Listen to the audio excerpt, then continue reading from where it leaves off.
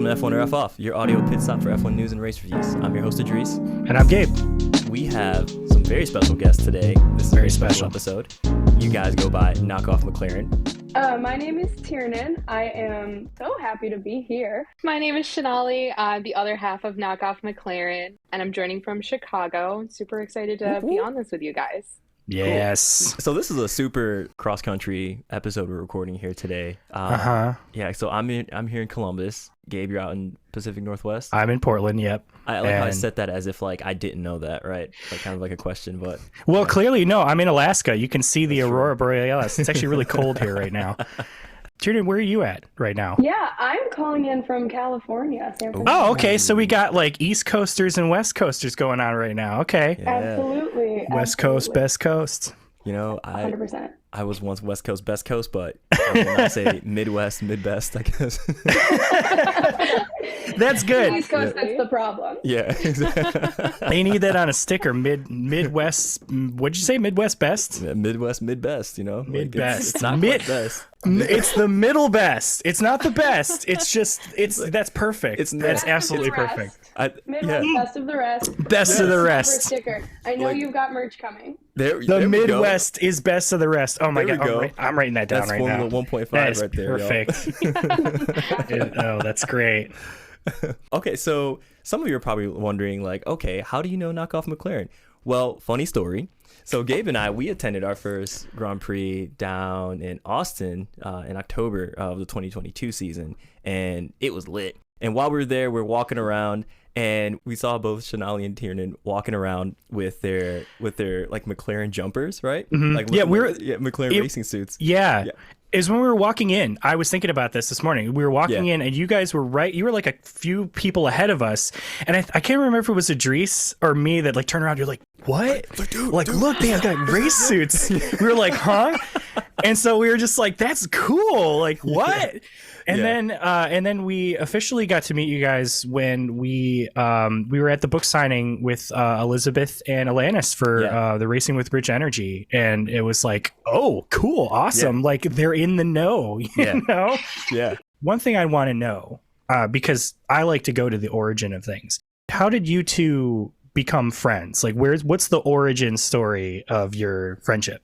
My gosh, it starts a long time ago. I would guess, Tiernan, would it be summer 2014? Maybe a little earlier than that? The first time Tiernan and I spoke, it was when I called her to see if she had a summer internship and wanted to work at the company I was at. So we had, and I'm sure this will come up as we're chatting, parallel paths through college, 4 years apart. So we did not go to school with each other, but everyone we knew in between us was like, how are you two not best friends yet? Like, why don't you know each other? Oh, wow. Okay. And so when I was working in the auto industry, like my first job out of college, and we were looking for interns, I had asked those same friends, like, who should I hire? And they were like, immediately Tiernan. No questions. Wow. So nice. Tiernan, like, did you have to apply? I don't think so. No. We did a screen, and then you gave me an offer. That's awesome. You had to connect. Okay. A real nepotism, baby. There should be a name for that. Frepetism? Friendpetism? Is that should would that be? Yeah. Incredible. I love that. I would like to say I came highly recommended. I was overly qualified, an excellent intern. Yes. But yeah, so we were kind of like work friends first, and then close friends and roommates. That I don't know how much to fill in all those details. Well, obviously, a lot was changing in those times. Sure. Then we were roommates, 2016 to 2018. Then we became work friends again because we started our own organization. And then we started Knockoff McLaren. Where did the name come from? Like, were you two just like giant McLaren stands, and you're like, we gotta go for it, or you know, what was the impetus for that? Oh my goodness. Okay, we're jumping around in time, but time hopping. The Instagram handle came last in our story of how this project came to be. I saw on your Instagram there was a thing where you were James Hunt and Niki Lauda briefly, right? Like, where did the whole idea for that comes from? Because it's like, from what I can tell, it's literally just like you can call it cosplay. It's cosplay. That is what it is. Yep. It's Formula One cosplay. Yeah. Cool. Yeah.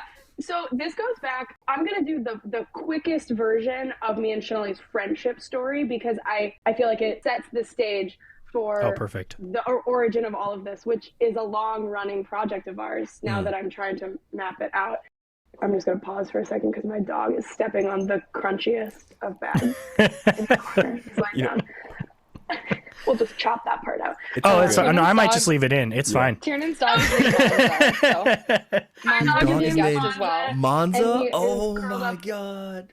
You see, now I have to leave it in. Your dog's name's Monza. My dog's name is Monza, This is- he's being a terror.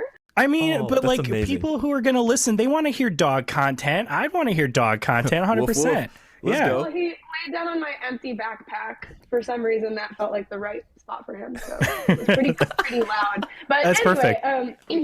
so Shonali and I met through this internship. We both Yeah. studied engineering at Northwestern, and the organization that really connected us together was the Formula student team. So this is the undergraduate engineering competition where you take a motorcycle engine, weld a frame around it into a single-seater open-wheel race car. That was kind of each of our on-ramps onto Formula One, although 4 years apart from each other. And we met, through friends of that team. So that's how we got into F1. Shonali was my mentor throughout my time on that team. Nice. And became just started as a mentor, became a very close friend. When I graduated, we decided we were going to move in together. I was going to get this puppy. Shonali. Can I jump in with how I feel like we became moved from mentor to friend? It's because I wanted to do all these dumb trips to go see races, and Tiernan was the most down of anybody I knew. Okay. And okay.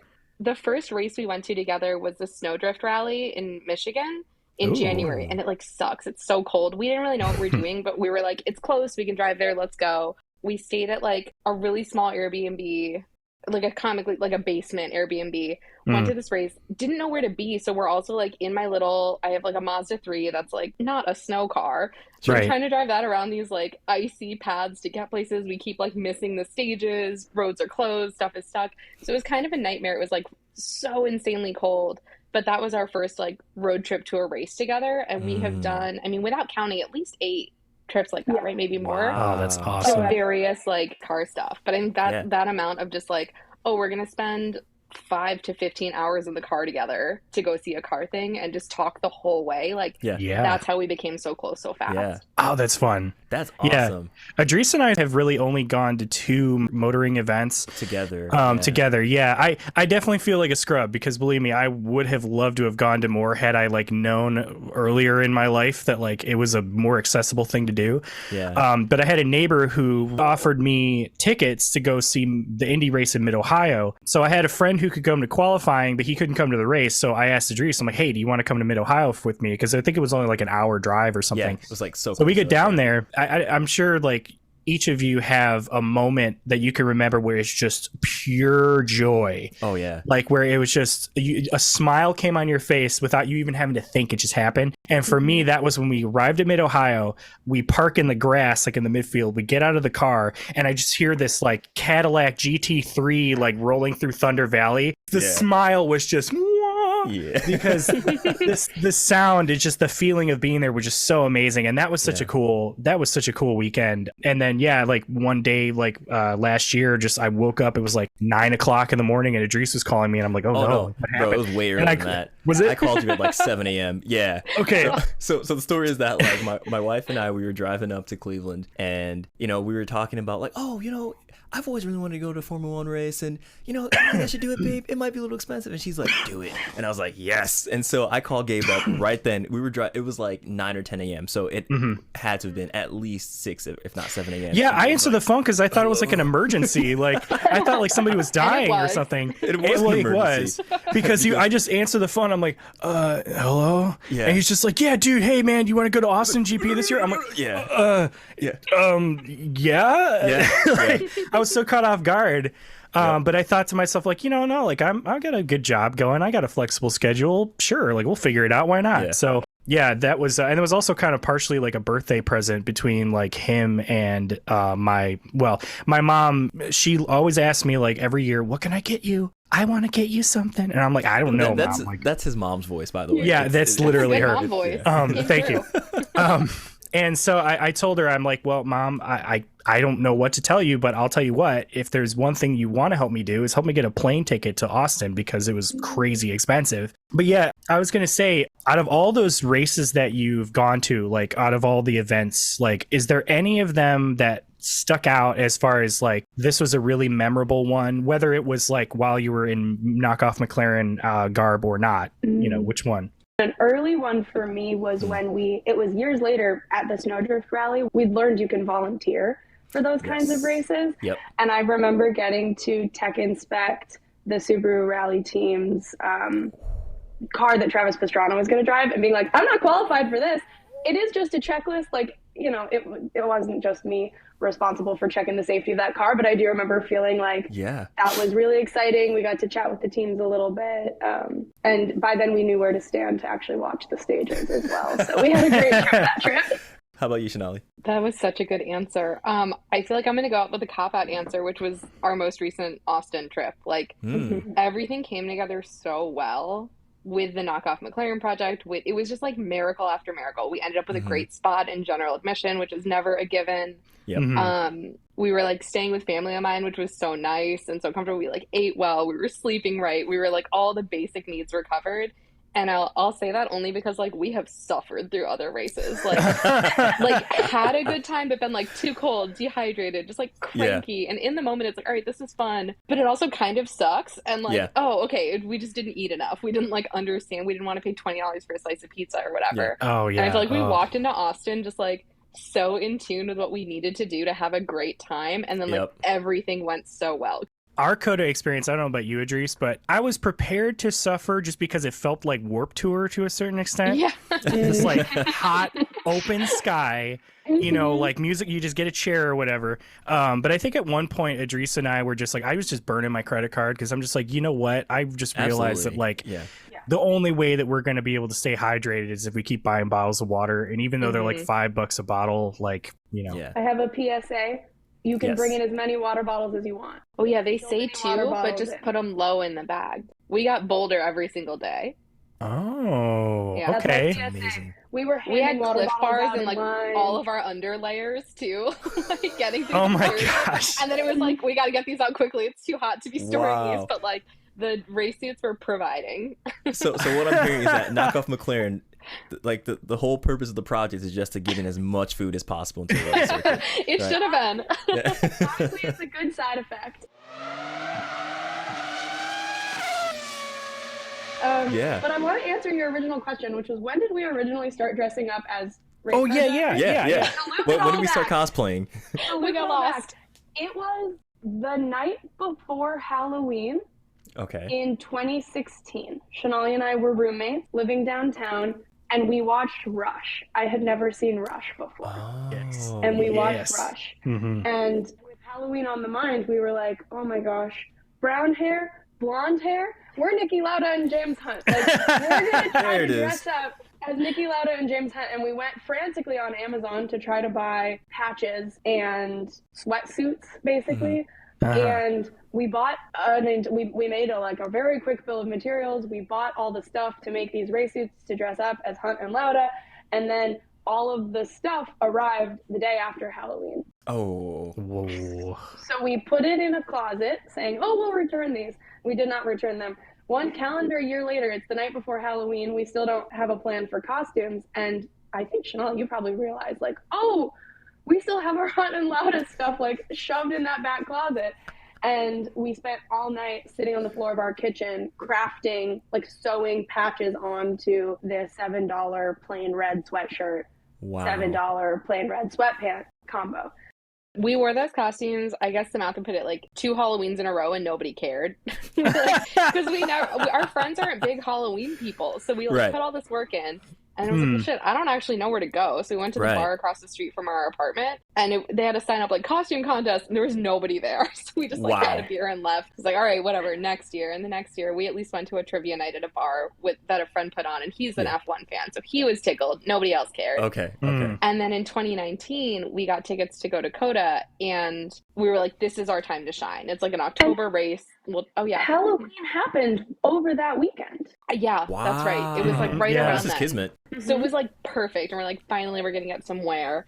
And it was like, it was way too hot to be wearing like an undershirt, a sweatshirt, and sweatpants. Oh, yeah. But like, people did love it. Like, people were, and I would say especially old men who watched that era of racing and like foreign Ferrari fans. Those were our fans like that weekend. They loved it. We took a lot of pictures with strangers. Yeah. And one of the people we took a picture with was a guy who had just like a meme on a poster that said, "My heart will Grosjean." And it was a Photoshop Titanic moment. Yes, with like Gunter holding Grosjean. It was so good. That's good.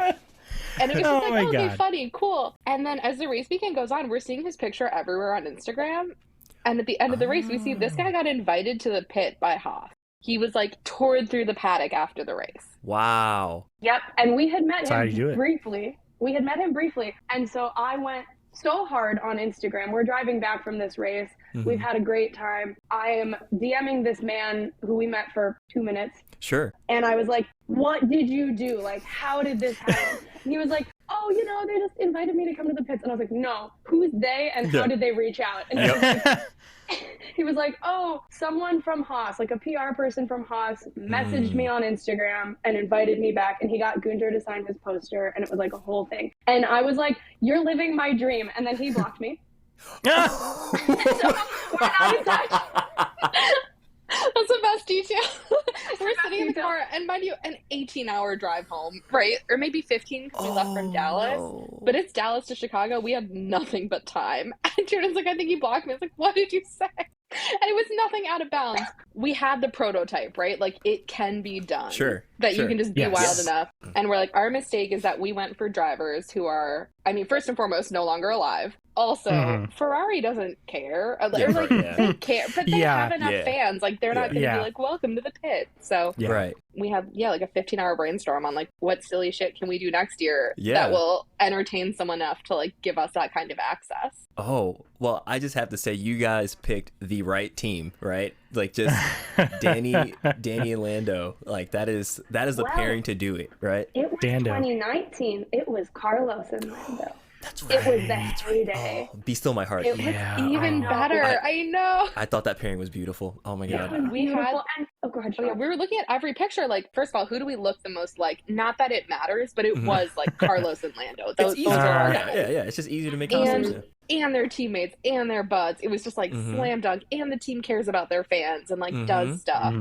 Our original branding was best friends, best fans. Actually. Okay. Carlos and Lando were best friends, and that was like the whole thing we were going to play off on. This is 2019. We had big plans for the 2020 season. A lot went down between 2019 and the eventual next U.S. Grand Prix we attended, which was 2022.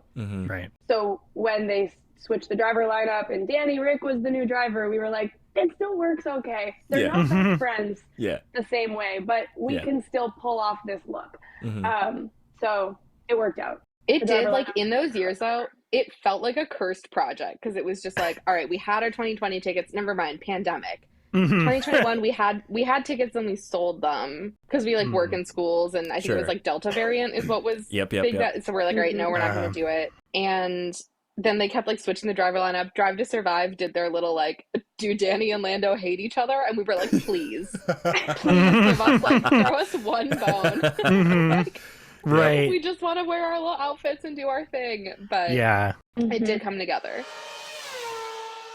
One of my last pre-pandemic memories was us beginning to craft our race suit. Or we had tickets. Did we have tickets to the Montreal 2020 race? That's what it was. Yeah. So we didn't have tickets to Texas. We were going to go to Montreal and do it in 2020. Okay. Why Montreal versus Coda? Different race. Yeah, something new. Different. Yeah. Yeah, Idris and I were talking about. I mean, I would really like to go to the Montreal circuit, particularly because I think Idris told me, maybe he heard it from you, Shonali, that there's like a public transit that just goes straight to the park. Yeah, that's like the only way to get there. You take the train with a bunch of other fans. It's magical, and the race is so like young because of it. It's like so much more accessible. And cheaper than the US races. Yeah. I also love that track too. I think it's a really good circuit.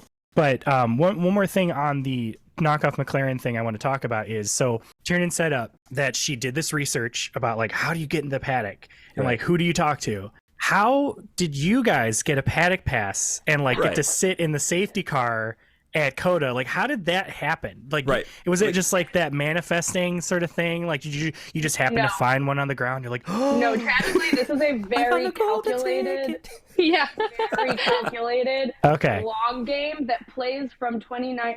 Man, we're gonna really like reveal our crazy on this podcast. Please do. Please do it. We schemed in the car in 2019 and played it out from 2019 until the minute we stepped in the paddocks in Austin of 2022. Shonali, do you want to just tee up what our original idea game plan was going to be? Back in 2019 in the car, we're going to make these races.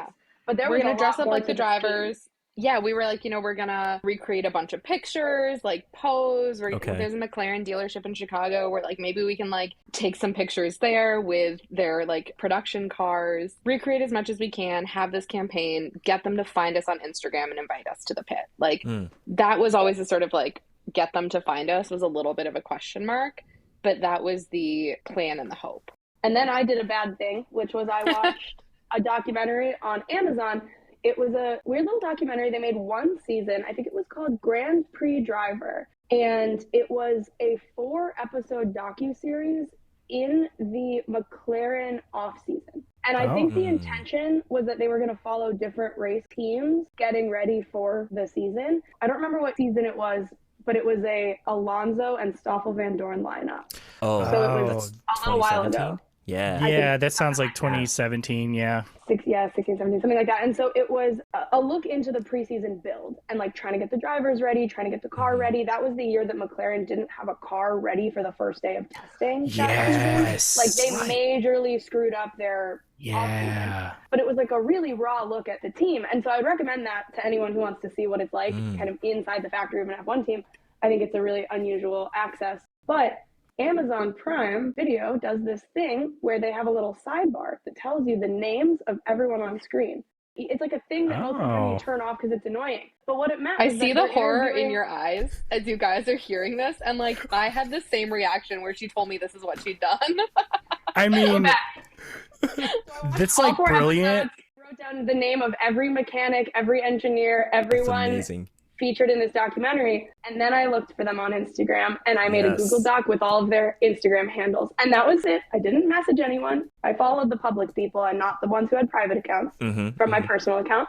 But then once you follow a couple of the public accounts of, the guy who changes the tires, he tags his friends in these photos. So I had this growing, running Google Doc that, again, I didn't message anyone. I didn't do anything that felt too creepy to me, although having the document itself was like borderline. It was all publicly available social media data that we just sat on for years. This is Tiernan this is a chaotic good move here. Yeah, this is what it was. Like absolutely off the walls, but like in the best way possible. But for the benefit of mankind, yes. Yes. Oh, I love that. That's awesome. That's amazing. It's like I don't want to say it's like cyber stalking, but it's like you say, it is just gathering information about who's the people. It's borderline. It's just in the document on my Google. It's still there. It's on the line. It's just that's awesome. And it's so funny too, because I remember thinking like, Tiernan, there's gonna be like our picture, like do not let these women in. Like we're gonna be on a watch list if we follow all of them at what, like we gotta chill. We gotta see what we can do.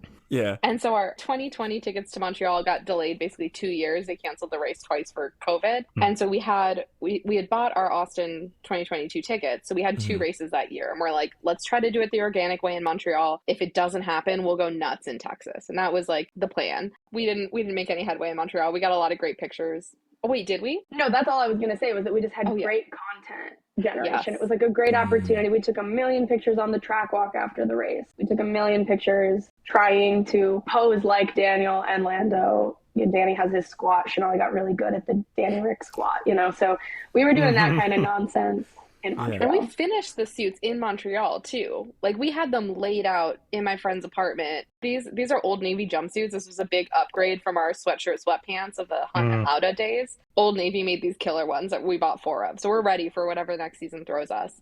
They weren't done because Tiernan had moved to California, so we didn't have our like kitchen craft time the same way. But we knocked them out. we met like some awesome people, some other really great fans who are really like supporting our bullshit, taking our pictures. It was great. It was a good dry run to then be like, we're going to go to Texas and do like a lot more. You know, I'm just thinking in the future, I'm hoping that these suits keep evolving, because eventually I want like official FIA licensed race suits and like custom helmets with like your own design on it. You know what I mean? Like, how awesome would that be? Their jaws are dropped right now. You guys can't like see. That's just in my head. I'm just like, that would be incredible. This is a new idea. It started, like, the genesis of that idea was here, y'all. It's not that expensive to buy a used helmet, right? I mean, you can do right. Honestly. Like, I'm pretty sure you could find like used suits, like old ones. I'm sure they sold it. I think like, didn't Elizabeth Blackstock just buy like a Roman? Didn't she buy like? No, it was Alanis. Alanis bought Roman Grosjean. Roman Grosjean's race suit or something. I think it just, the whole thing is like you have to make sure you get one that fits, right? Because like, aren't most drivers like under, like around 5 feet or under? Like, they're not like, you know, it's not like you're trying to. No, they're. I think No? they're 5 feet or under. No, I think. Well, I meant like in the 5 foot range, not like. Oh, yeah. Okay. Sorry.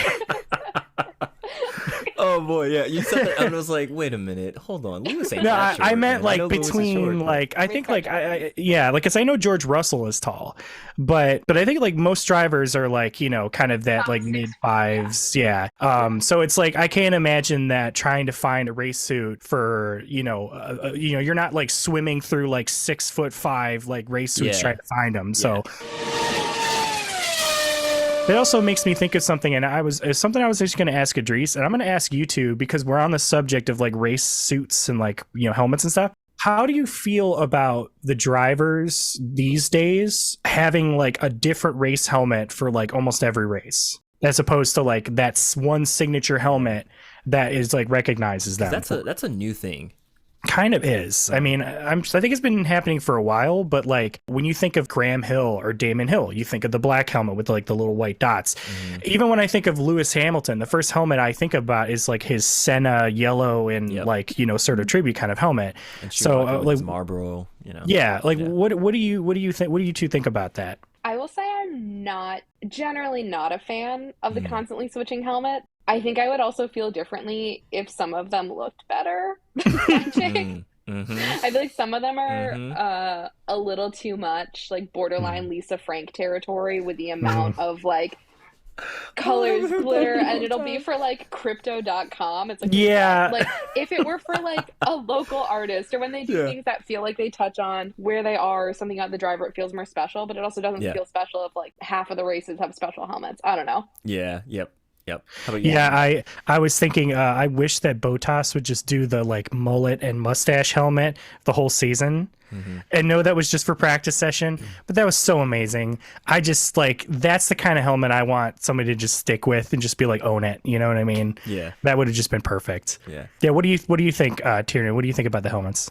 So I am of two minds on this. One is like, these drivers I think have so few outlets for any sort of creativity in the field that they're in, and everything is so PR and media trained before it's allowed to go out.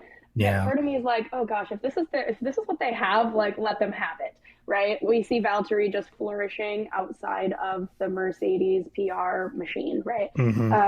So like, part of me is like, oh wow, I love that. I love getting to see their personalities and their interests more. Shonali has mentioned a lot of them are ugly and don't necessarily showcase a personality so much as seem to showcase a concept. But on the flip side, I love a signature helmet, and it's something that I use during the races. And so like losing that functionality is a little annoying. I have a very distinct memory of watching a practice session, because of course I was, and saw a helmet I didn't recognize. And this is years ago. Saw a helmet I didn't recognize. It had a maple leaf on the top, and I was like, maple leaf, who could that be? Latifi. Like, it all clicked for me all at once.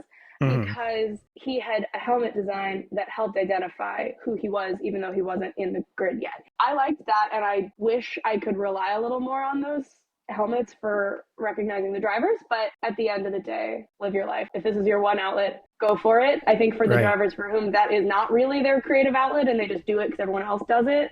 That's a good point. I'm thinking of the one I saw recently that was Oscar Piastri's for the Australian Grand Prix. And there was like this whole thing on Instagram where he was like, yeah, this is my special helmet for the race, you know, my home race. And like, it was kind of boring. It was really bland. Like it had a kangaroo with some boxing gloves, and I was like, okay. But other than that, like, I've learned nothing about you, buddy. Right. Yeah. Very, very like Google image search results, Australia. Yeah. Yep. Just missing Vegemite. That was it. Right? Like, Yeah, historically, that was, I mean, what Tiernan said, like, that was the reason why they had distinct helmets, because, like, on the cars, you had your race number, right? But even still, like, the race number, they still wanted to have more of, like, a way to sort of identify the drivers in the car, because they didn't have, like, the T bar with, like, the black or the yellow or whatever.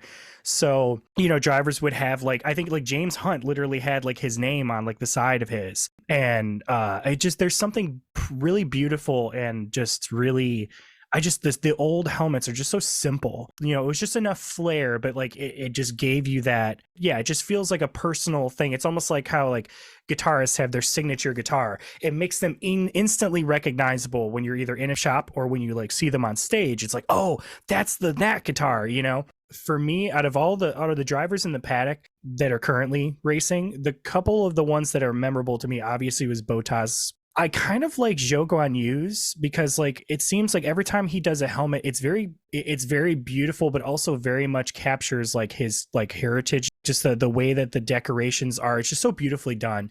I obviously have a soft spot for Fernando Alonso, and so like his like teal blue and yellow helmet designs, anytime he sticks to that rather than doing something else, I always like it.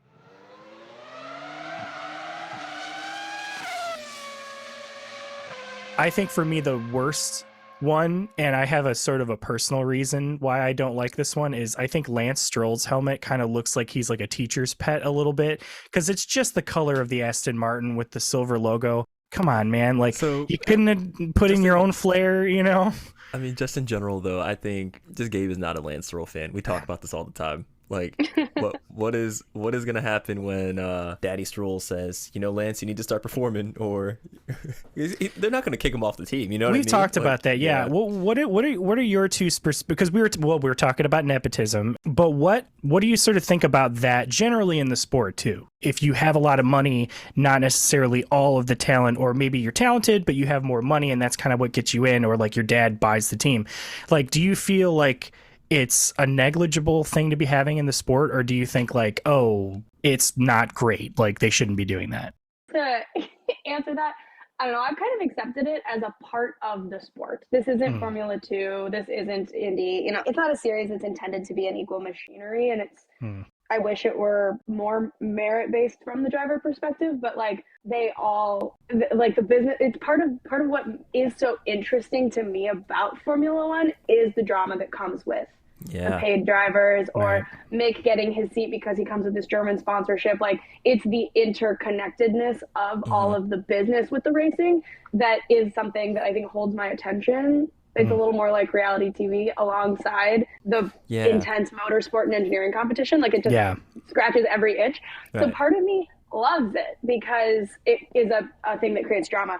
But at the end of the day, I do wish that there were more spots for those who spend their whole careers refining their craft of driving. Like, I do want to see the 20 best drivers in the world in the 20 slots in Formula One. So those are at odds with each other, unfortunately. That said, I've always been a Lance Stroll defender. I, for years, have been willing to take the stance that, like, he's pretty capable in whatever car you put him in. He's not the best, but he's a very reliable seat. Yeah. He's talented in the rain. Like, I don't think he deserves all of the hate he gets. Maybe 60% of it. Maybe 60%. Okay. I'll give him 60%. But, like, I think there is some amount of merit there. And if we're going to put, like, Stroll up against Latifi, if we're going to look at two paid seats, like, Stroll will outperform most of the paid drivers any day. And so I will defend him on that front. Yes. That's fair. Yeah. That's fair. Tiernan has definitely like moved my opinion on this too, on Lance Stroll, because I think he came in and I'm ready to hate a pay driver and like, oh great, his dad's a billionaire. Great. Like that, and especially in the show, like shown in such a comically evil way. I mean, the things I think about are also like Lance Stroll is at the end of the day like pretty dweeby, and I love that. I love to see someone whose money cannot make him cool, and just like, but in a harmless way. A harmless way, you know, like, and he just like seems kind of like, I don't know, like that there's something really endearing about that. If you're walking around like extremely confident and like not a great driver but was like, oh, I totally, you know, I'm the best one in the field, just that would suck. And he's not doing that. But I also think about a tweet I saw when like Mazepin was brought in and then Haas like kept him after all his like scandals in the offseason. God, he was so terrible. But people were like, this is a gift to Lance Stroll, so we can once again see how bad the children of billionaires can be. And just like, we shouldn't be so mean to Lance. Like, look what he could have been. It's true. He's not had any wild scandals, right? Like the wildest thing I saw was like this last weekend. He was trying to open up the paddock door to the Aston Martin office, and he's like sliding his hand up and down, and like he's got this look on his face like the sun is shining bright in his face, you know what I mean? Like the like he is all of us, you know? like he is. So Lance is one of the people we saw when we were in the paddock too. And it was like, I will say the whole time we were back there, Tiernan and I were like hyperventilating. So it was like, we shouldn't be here at any minute. Someone's going to be like, you have to go. You're going to see how shitty these suits are, and just like, or see our general admission wristbands. You know, like there were so many giveaways. And we're looking around and we saw like team principals, we're seeing former drivers, and we're like, oh my God, really, really freaking out about it. We didn't really see any like current drivers. Was Lance the first one we saw? No, we saw Seb for a hot second, but he had such a bad race, he was walking away. Yeah, so he was like quickly moving by, and we were hyping ourselves up to like stop them for a picture. We were told that that's okay, and people do it, just be quick. So we got a picture with Gunter. We were like learning how to be fast about it. And we see Lance is like walking towards us, and I'm like, you know, like give Tiernan a tap of like, we can do this. We have enough time to like make eye contact, stop him, ask for a photo, like everything's gonna happen. And as we're getting closer, he and I make a second of eye contact, and then he drops his chapstick, and when he like goes for it, it rolls away from him. Just such a like, it happens to all of us, but it is really embarrassing to like witness that happen when you're like leaning for a thing that is actively rolling out of your reach. And like, and he's and he's got like all these people around him, like no one's gonna get it for him. It's just like, but so he's like, he's got all his team support, and he's just like chasing his little chapstick. It's rolling towards us, but not enough. And so it's just like, it was such a humbling thing to witness that I was like, we can't ask him for a picture right now. So we didn't. And as we left here, and was like, I really wanted you to go for the chapstick and like let your hands touch on the chapstick. Fancy meeting you here. This was like, what? Someone get it, guys. Exactly. Like, how can we hate this man? It's my trying to get piece. through the day. Yeah, fumbling around. Flash forward next season, his title sponsor is Chapstick. And like they just make the kind of like how the Williams has the Duracell battery, it'll just be like a chapstick tube with like a thing at the end of it. Oh, that's hilarious. I love that so hard. I relate because I can just think about like walking down the stairs, like you drop something, like, oh no, my books, like, you know, and like no one's around you to really help, and everyone's just kind of like, ooh, you know. It's such a middle school reality too, like, and your crush saw you or something. Where it's like, oh no. It's definitely the environment. Yeah. Would you say that was the highlight of being with the paddock passes? Like, absolutely not. Should we tell the story of Austin? We haven't even told the story of Austin. Oh, please grace us. That was okay. Yes. People listen to this podcast for the tip on how to get in the paddock. They have to wait till the very end. See, I'm loving this. Yeah, get us that audience retention. Let's go. We should preview that. Like if you want secrets to getting into the paddock, like stay tuned. You know, we have to be careful about that one. We talked for some time today about the ethics of how to tell this story. But anyway. Look, this is called F1 or F off, so yeah, seriously. I mean, unless somebody gets murdered, like we're good. You know, it's cool. So that's a high bar, you guys. We have our own bar, and it's to keep people from being harassed on the internet. Which you've heard my story of my big Google Doc with the handles. Like this story could easily become one of internet harassment or stalking, and we don't want it to go there. So true. That was what we were concerned about. I'm going to tell you guys right now, our fan base is not as extensive as you might think at this moment. So it might be, it could be buried for a while before It's this episode that's going to do it. We'll see. Anyway, so we cue the "It's Always Sunny" intro, like F1 F4 off gets canceled. Yeah. I will say, if nothing else, this experience gave us hubris getting into the paddock. And some okay. All right. Yeah. I want these details. You got me chomping at the bit now. Yes. Okay. Shonali, I feel like we need to tell the whole story of the Austin weekend because of how wild it comes together. We'll do the spark notes of each day. We're broke. We run a nonprofit. We'll get into that later. But like, we do not have a lot of money to do the F1 weekend experience in the way that a lot of people do the F1 weekend experience. Gabe, you mentioned getting the plane ticket as a gift. We flew into Dallas because we did not have that sweet cash to fly into Austin. We rented a car in Dallas, again, cheaper, and we wanted to have a rental car around. So we flew into Dallas, got a rental car, stayed a night in Dallas, right, Shonali?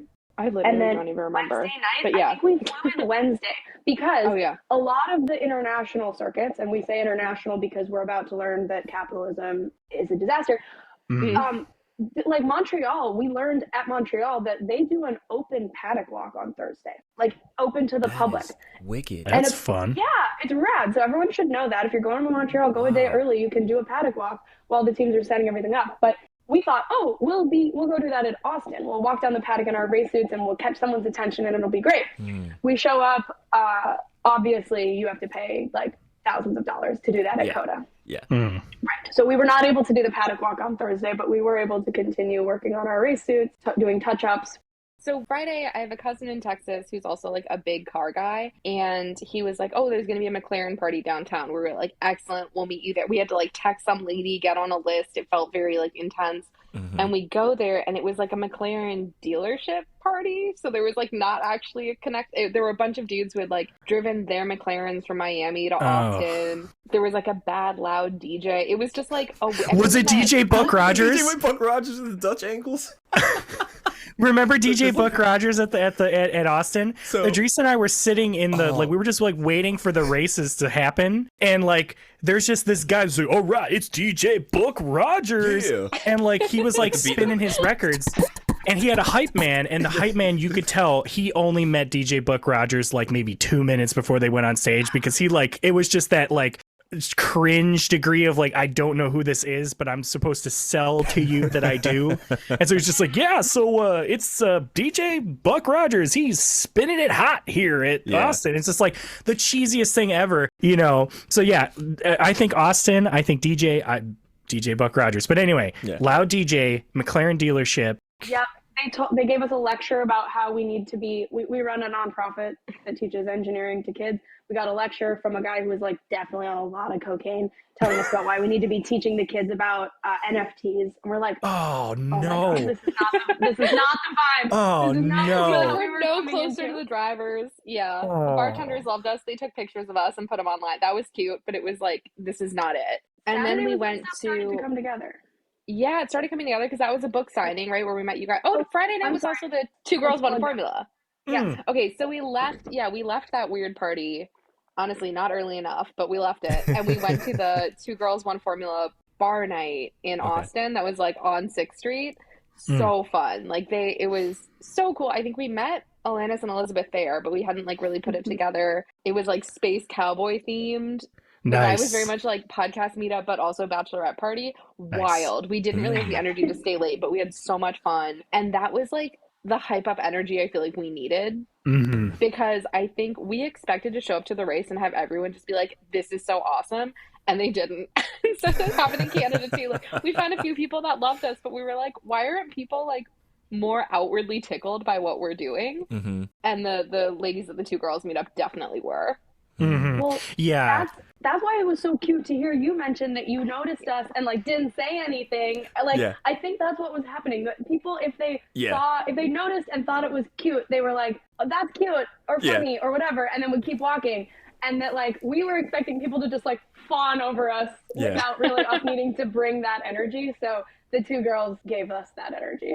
Oh yeah, that's great. That's fantastic. That's great. Yeah, I think like Idris and I were seeing a ton of people wearing like Gunther Steiner outfits and meme shirts. A lot of meme shirts, honestly. A lot of meme shirts. A lot of like no Michael no shirts and stuff like that.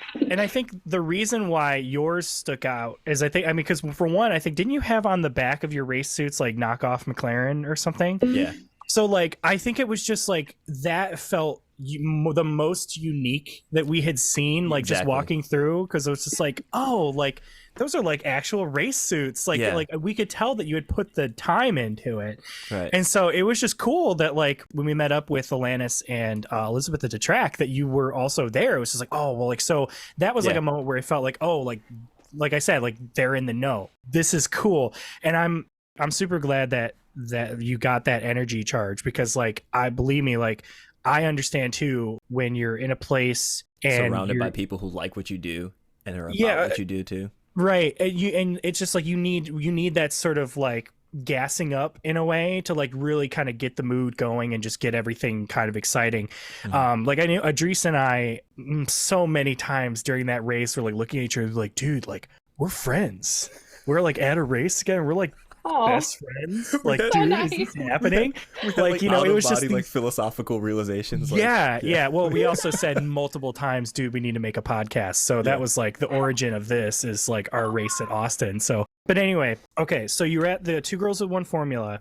You get all gassed up because they're wonderful people, wonderful ladies. You're all in like the place. You're getting all the energy. Yeah. That was Friday night, vibes, all that kind of stuff. Yeah, Friday. The two girls gave us confidence. We were like working up to it. Yeah. Yeah, okay, and so perfect. Saturday, we were also like scoping out GA, right? And trying to like watch practice and qualifying from all different places and figure out the right place to be. Like we heard so many horror stories about how crowded it was in 2021. So we were like strategizing, taking our pictures, posting on Instagram whenever we could.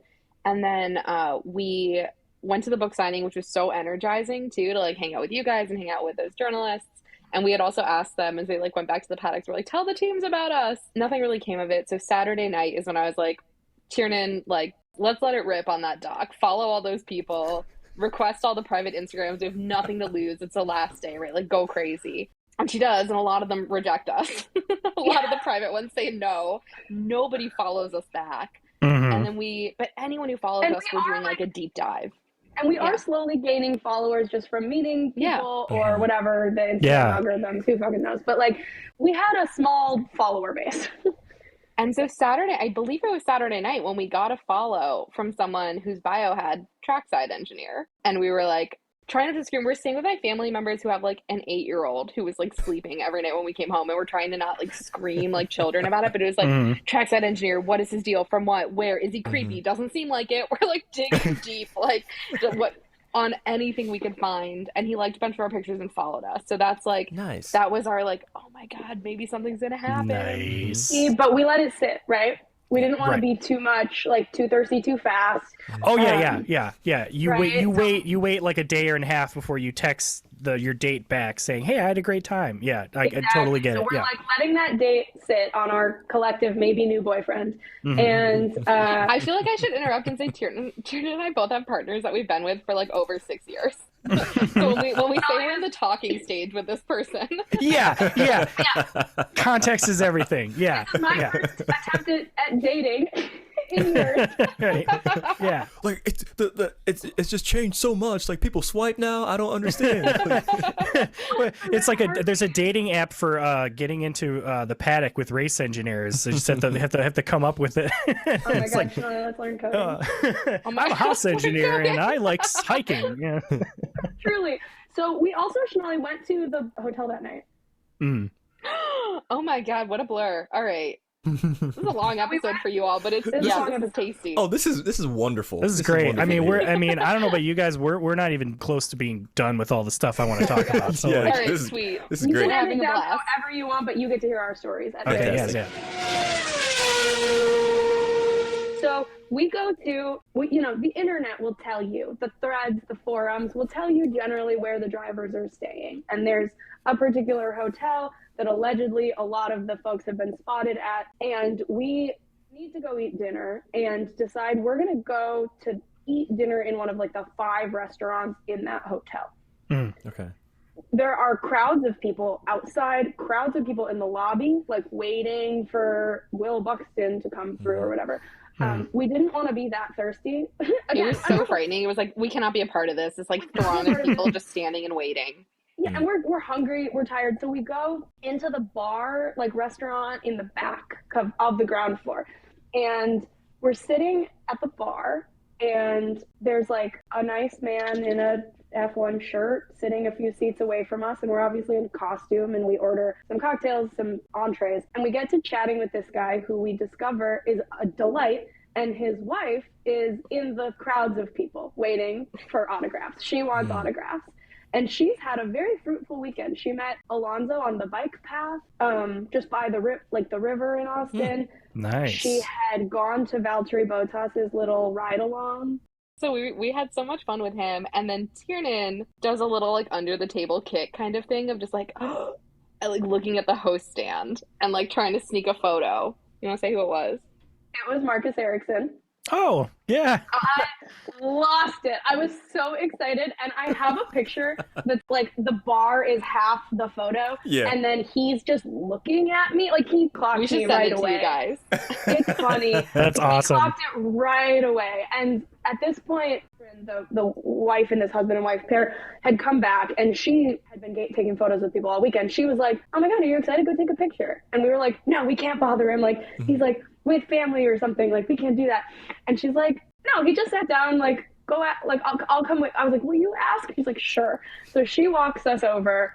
We take this picture with Marcus Ericsson. He's so kind. He said our race suits looked great, that we could probably just walk into the paddocks. When we took a photo with him, his mom took a photo of us taking a photo with him. Oh, that's awesome. I feel like he's a pre-Drive to Survive driver, so I feel like people don't harass him. Well, yeah. Well, he was briefly on the first season. Yeah, just for a little and bit. I think the thing about the big thing they did with Marcus Ericsson, I remember in that season, was he kind of made a poke at Charles Leclerc. Because he was just like, he was sort of like, it was like a driver's meeting. He's just like, oh, like, you know, how long have you been racing? Oh, I've been racing since here, you know, blah, blah, blah.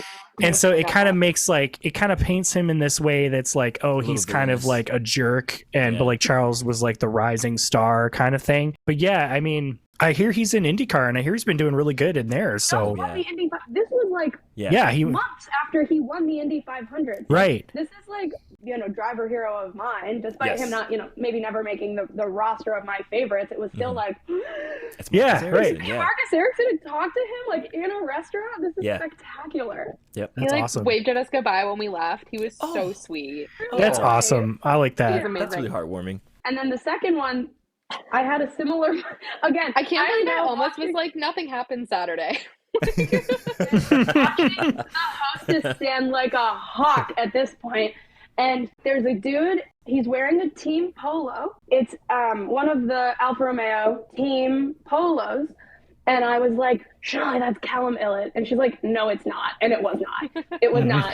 But also, I was like, he looks like an F2 driver. You know how some people just have that look? Like a thin European man who's young, and you're like, maybe. A 10-year-old from Europe, probably an F2 driver. So it takes me a minute for it to sink in. But it's, I never say his name right. It's Theo Perchar, who's the F2 driver. He was like finished top 3 in F2.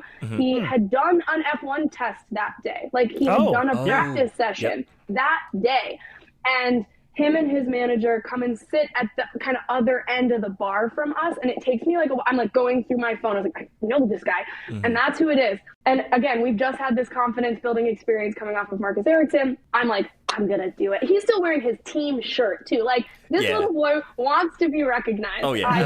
That's my read on this. Absolutely. So I'm like, I get up and we walk over and I go, Theo, and he's like, yeah. And I was like, oh my goodness, congratulations. You want to take a picture? And like the lighting in this bar is the weirdest lighting. You're in the bar, it feels fine. You take a photo, everything is blue. Like Smurf lighting. Nowhere you can stand. So we have this weird little photo of me and Shonali flooded in blue light, standing next to Theo or Teo or however you say it. He's super tall. So we meet him. We have this nice little photo. We like let him go back to his dinner with his manager, and we're really like, okay, we're doing it. Like this is happening. Yeah, that's sweet. That's awesome. You get that little pick me up before you the next day. I also like that, like, yeah, if you're a driver in like a lower formula or like in the supporting class formulas, yeah, you want to get like, maybe want to have some people like, I mean, I can imagine being in that position. It's kind of flattering in a way. Yeah. You know, you're just like, oh, like, yeah, like somebody recognized me. This is great. You know, it's like a sort of I feel like there's this perception that like people who are celebrities of some sort kind of have this like, oh, I'm too good for photos, don't talk to me. I feel like for some people, it just depends on the context of like how they interact with their fans. And like, if I was in that position, I'd be like, oh, like, hell yeah, let's take some photos. Like, cool. Like, let me get you a drink or whatever, like, thanks for recognizing me. Like, I'm sure you made his day, like, or his night, like, even just after that. Like, he's also 19. Like, he can't drink in the States. Oh, boy. And when we looked him up, it does look like he has a super engaged, like, French fan base. It's just, like, not here, Right. So it was really, really cool. Yeah. That's awesome. So on Instagram, but, like, I bet you he walked in and nobody noticed. Right. They're waiting for Leclerc, right? So, like, to be in the bar and have, like, us recognize him, I hope it was meaningful. I hope it was nice and not creepy. Yeah. It was such beautiful timing because after hours in the bar too, when we did leave, we saw Charles coming in. So like from a distance, we didn't get an autograph or anything, but we saw him. And it was like, so I think we were starting to rationalize like, okay, the pits aren't going to happen, but look at this kick-ass night we just had. Yep. Seeing all these people, like this is amazing. Yeah. That reminds me when Idris and I, that night when we were back at his friend's place, we were posting our photos on Instagram. Yeah.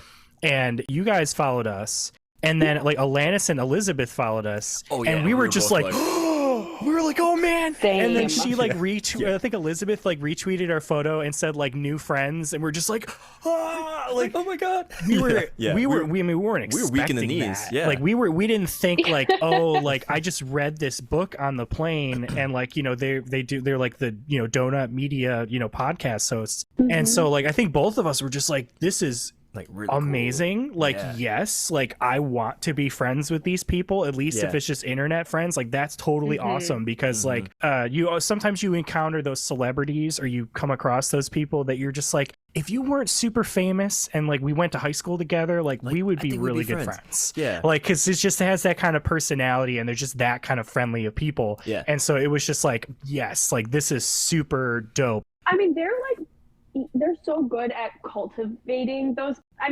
sort of real, sort of parasocial relationships. Like for weeks after the race, I would reply to their Instagram stories or send messages and like they would message me back. They're just like lovely actual human beings. Right. Yes, 100%. And it makes you more excited to like support the stuff that they do. So I still want to know, after the bar experience, this was Saturday night, right? Night. So like Sunday at the race, I want to know how you got these paddock passes. I want to know how you sat in the safety car. And so this was this the same day that the Chapstick incident and like taking pictures with Gunther was? Okay. So this was just the story. Post-race. Yeah. Immediately post race. Okay. So did you get you got the paddock passes after the race was over and you got in? Yeah. I'll tell you the Saturday story. Because again, the chronology helped. Okay. It was wild. So lead in the morning. Yeah, so we were running late. We're not really morning people as much as we try to be. Hey, and that's like all of us. all we were getting was like stress from our friends who are there and have never been to a race before and are like, I got here at 7 and it's so crowded. It's like, oh my God, okay, it's 10 o'clock and we're leaving and we also need to stop at Target. We had to buy like new tanks and stuff. We've been wearing these shirts for like 3 days, or our jumpsuits for 3 days. Sure. This is disgusting. Like, we need a refresh. It was so gross. So there's an overshare for you and the listeners. But we, we're like stopping for coffee, stopping for snacks, stopping for everything. And like, we get to the track, it's a little bit late, we're stressing out. We park in one of the like cash lots that you can just take your car to. Like we didn't do the shuttles because that like used to be fine. And again, everyone this year was like, don't do it. We did it anyway and it worked. And when we're driving, I was like, Tiernan, you know what? Like text that backside engineer, DM him and ask him if he'll take a picture with us. Like so harmless. He'll probably say no, but we can do that. And we spent a long time crafting the message. Shonali wrote the message and it was like, so well done. I was like, hey, thanks for following along on our crazy journey. Like, any chance you have free time today to like take a photo with us where the bit is like, we're the drivers and you're our race engineer. That's okay. I like it. I like the bit. Super easygoing. And he's like, yeah, let's do it. Are you free now? And we're like hustling, trying to get to a spot, like trying to get to, I think it was like turn 10. Yeah. 10 or 12. To where like a bunch of people were. So we had watched qualifying there and it was so fun. But we're behind and we're in a crowd. It was like, oh my God, do we turn around and take this picture and lose our progress? Like, obviously, yes, we have to like make this man our friend. Yeah. And so we go and he's like, I'll meet you by like the entrance to the paddock before like the hill goes up to turn 1. Okay. Yeah. And so he's like, well, first he asked if we could meet him in the paddock, and we're like, we're literally teachers. Absolutely not. Like, we're in GA. Meet us where we are. And so again, we're trying to play up this narrative of like, we cannot access you.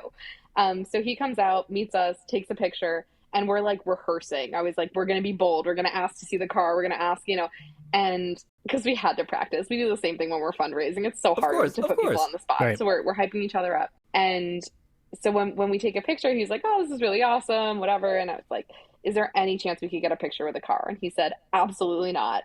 Like when my family comes to races, I can't even get them in. Like there's not a chance. It was like, that makes a lot of sense. Thank you so much. Sure. We walked along, like, goodbye, we love you, but we held it in a little. Right. And so we got our picture. We ended up on an amazing spot on the infield, actually, to like watch the race, which was really cool. Based on like where we had met up, we just kind of tried to shortcut through the track and then saw a great spot. So we watched the race from this general admission little access road.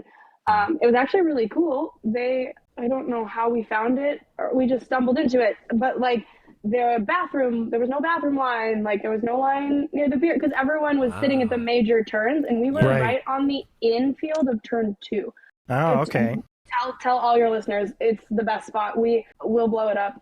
Okay. Perfect. Yes. But you could see the start and turn 1 into turn 2 where there was all that melee, but there was a bunch of passing there. You could see like the later turns on the track behind, although it was not as interesting over there. So we wound up kind of facing turn 2, and there was like a screen, so you could kind of follow what was going on. Okay. When it was Alonso that had a crash, Stroll that had a crash. Was it when Stroll hit Alonso and Alonso did the drag race tribute? Yeah. Yep, that's it. We saw Stroll's car, right? Come back through. They drove his car on the access road behind us, like right there, like through the. That's so cool. Flatbed. So it was like a really great spot. We went into the beer garden after the race to have a beer and enjoy like all we've accomplished, right? So we are having a beer. We're chatting with some strangers who are in this beer garden, and then we get a message from this trackside engineer that says, "Hey, are you guys still around?" And I was like, "Yes." Why? And he said, I found 2 unused paddock passes, and you can come to the paddocks and look around, basically. We're in the middle of a conversation with these people. I stand up and just begin to run. Like, we have to leave. We have to leave. Yeah. We have our beers. We throw our like $12 beers away because it's like we can't take this in. We're in a hurry. We gotta rush. To a tree, like off the side of the road, as we're running to the paddock entrance. So like one of the helicopters is landing. There's like it's like, oh my god, thing. It was like a Mission Impossible moment because we're like running and then someone's like stop, and it was to let this helicopter land. It was like we need to get through. It was so intense. Wow. So silly. And so this guy who we've met for all of 5 minutes comes strolling out of the paddocks with his own paddock pass and then 2 in his hand, and he's like, I tested one of these and I know one works. I'm like gearing up to be like, it's okay, Shonali, you can go, I'll stay. Like, sacrifice yourself. This is our Sophie's Choice moment. Yeah. That's great. Well, you know that feeling of like trying to get into a bar with a fake ID back in the day? It felt like that. And you have to scan in. And when he scanned in, his name and picture showed up. And it was like, ours were guest passes, so it didn't happen. But like at every second, it still felt like this is not going to work. Like this shouldn't work. Why did he have these? We're like, these are just lying around. None of it made any sense. But we were like, this is not the time for questions. We walk into the paddocks with them. And he's like, okay, well, I still have some work to do. So like, have fun. That can't be allowed. Like, you have to tell us how to be, like, what to do. Honestly. I need to be told directly how to behave right now. I can't handle myself. Yeah, and he's like, photos are fine, do whatever. Like, just like, don't be obnoxious. Don't go into any hospitality suites. And like, that was it. And we were like, this couldn't have been better if we dreamed it. Like, the way that we spoke to that man in Montreal who was so creepy just to go to the Heineken beer garden, like, we found the nicest man in the paddock to help us. Who was just like, here you go. Take care of yourselves, like, enjoy, have a good time. That's and we told him also that, like, we're engineers. We connected about that a little. Like, we're engineers before we were teachers. And so I feel like he trusted us. Should he have? I mean, it was fine. We weren't going to abuse it, but I don't think he should have. Like, he really let us loose. And every time he came to check in, it was to, like, push us to do more. So he was like, oh, come this way and, like, walk through the safety car garage and look at all the cars in Parc Fermé. And it was like, he was like, come follow us, come follow me, and walked us out to Lando Norris's McLaren. Oh, wow. We got a picture right in front of it. That's we took awesome. A bunch of pictures. we got the guy who was like responsible for standing there and watching the car to like Yeah. take our photos, which was kind of cute.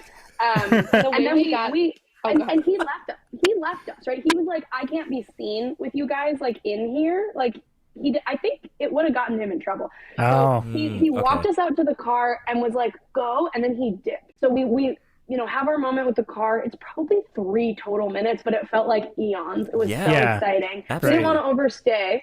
So we walk back out the garage into the paddocks, and he finds us again, and he goes, did you sit in it? And we were like, what? We didn't touch anything. And he was like, oh, come on. And he walked us back into the garage, and he meant the safety car. Oh. Yeah. Oh, okay. I know. Okay. Yeah, so I was going to say, like, you're going to sit in Lando Norris's McLaren, like, change his settings, like, put the radio to a different station. Yeah. It's amazing. It was nuts. But yeah, and also we took a picture with the safety car mechanics because they were really tickled by our outfit. And part of what was so lovely about being there is that, like, it wasn't even paddock pass holders. Immediately after the race, it's like race, media, drivers, like guests. That's it. Mm-hmm. Right. And so there weren't other people back there, but also there was no one really checking because, like, you wouldn't be back there unless you could scan in with a badge. Right. So people really did, like, leave us alone. And mechanics there were so tickled, partly because the people who usually come through with paddock passes do not show enthusiasm. Mm-hmm. They are rich, they are celebrities, they're there to be there. Oh, like so we were like, oh my god, we'd love to sit in the safety car. Yeah. No one gives a shit about the safety car. Right. They, like, or like trying to be a guest of Mercedes. Right. Yeah. Right. One of Idris and I's kind of favorite moments was when we were sitting there and they have the Paddock Club. Oh my god. Gets paraded around the track, and like they're all waving at us, and I'm just like, the best part about who that are though you? was everyone in our section, like, we didn't know what they were saying at first, but then we joined in afterwards. As they're coming around, like, waving at us, doing like the whole like your Royal Highness wave, everyone's like, pay your taxes. Yeah. Like, and screaming like trust fund babies, like as they're driving. Yeah, and like with the claps. Amazing. Yeah. It was great. I just couldn't believe it because it's just like, okay, you're in the Paddock Club. Okay, you're getting paraded around the track in a semi. Don't wave Good to me for like you. queen, You're drinking like, your champagne. Don't wave at me like, you know, I was like burning up because of the sun, like on my like $5 water bottle of the day. Like, I don't want to wave back to some like rich person that like thinks they're famous and is here to wave at me. I'm just like, just look at the track. That's why you're here. It's so off-putting. Yeah, totally. but like what you said there though, like just showing like enthusiasm and excitement about like what they do gets them happy, and they'll be willing to open up more doors for you. Exactly. Right. Yeah. The safety car guys almost immediately were like, we're going out to bars tonight. Do you want to come? And we're like, maybe later. We'll talk about that later. And like, it was so awesome. A bunch of them are like married with kids, and like the friend we met also has like a long-term girlfriend. It was like, love this for us. This is like a good bunch of dudes. Yeah. We're just excited. That's we're awesome. Happy to be there.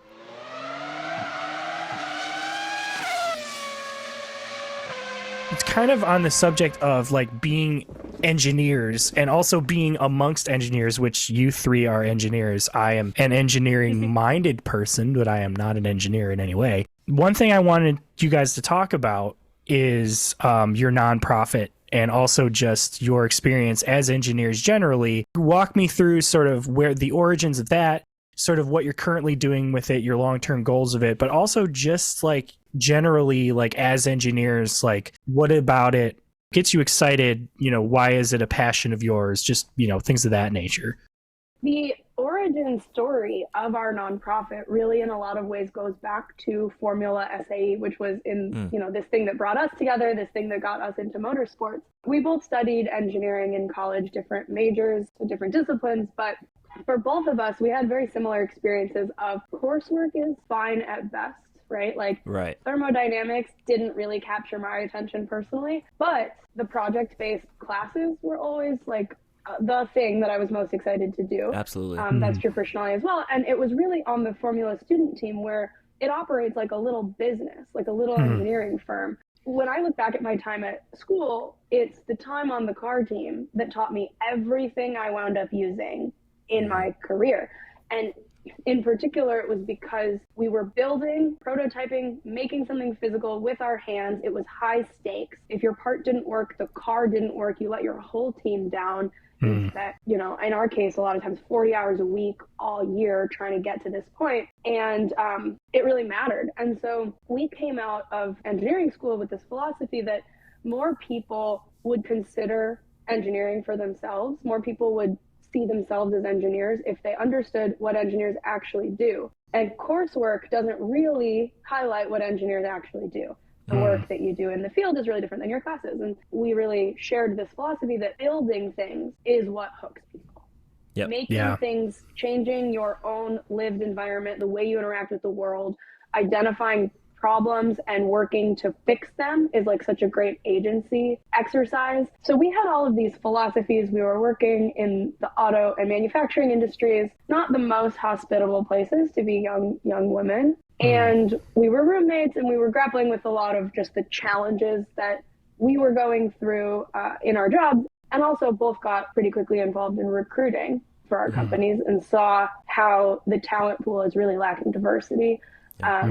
It's bleak. And so we were grappling with all of these things and decided that we were going to try to create an organization that would bring the best parts of our education to our young neighbors in Chicago who likely, you know, we were going to try to find students who didn't have access to technical programming. That was kind of what we set out to do. We're going to say, okay, let's find young people of color, young people from low income households. Like, these are our neighbors. They're brilliant and capable, and these communities are deserving of all of the resources that, you know, the north side has or that the suburbs have. So we were just going to kind of try to play Robin Hood a little bit, and formed this nonprofit around that original idea. And Shonali, you can speak to what we've done and where we're going, but that was kind of the origin back in 2016, 2017.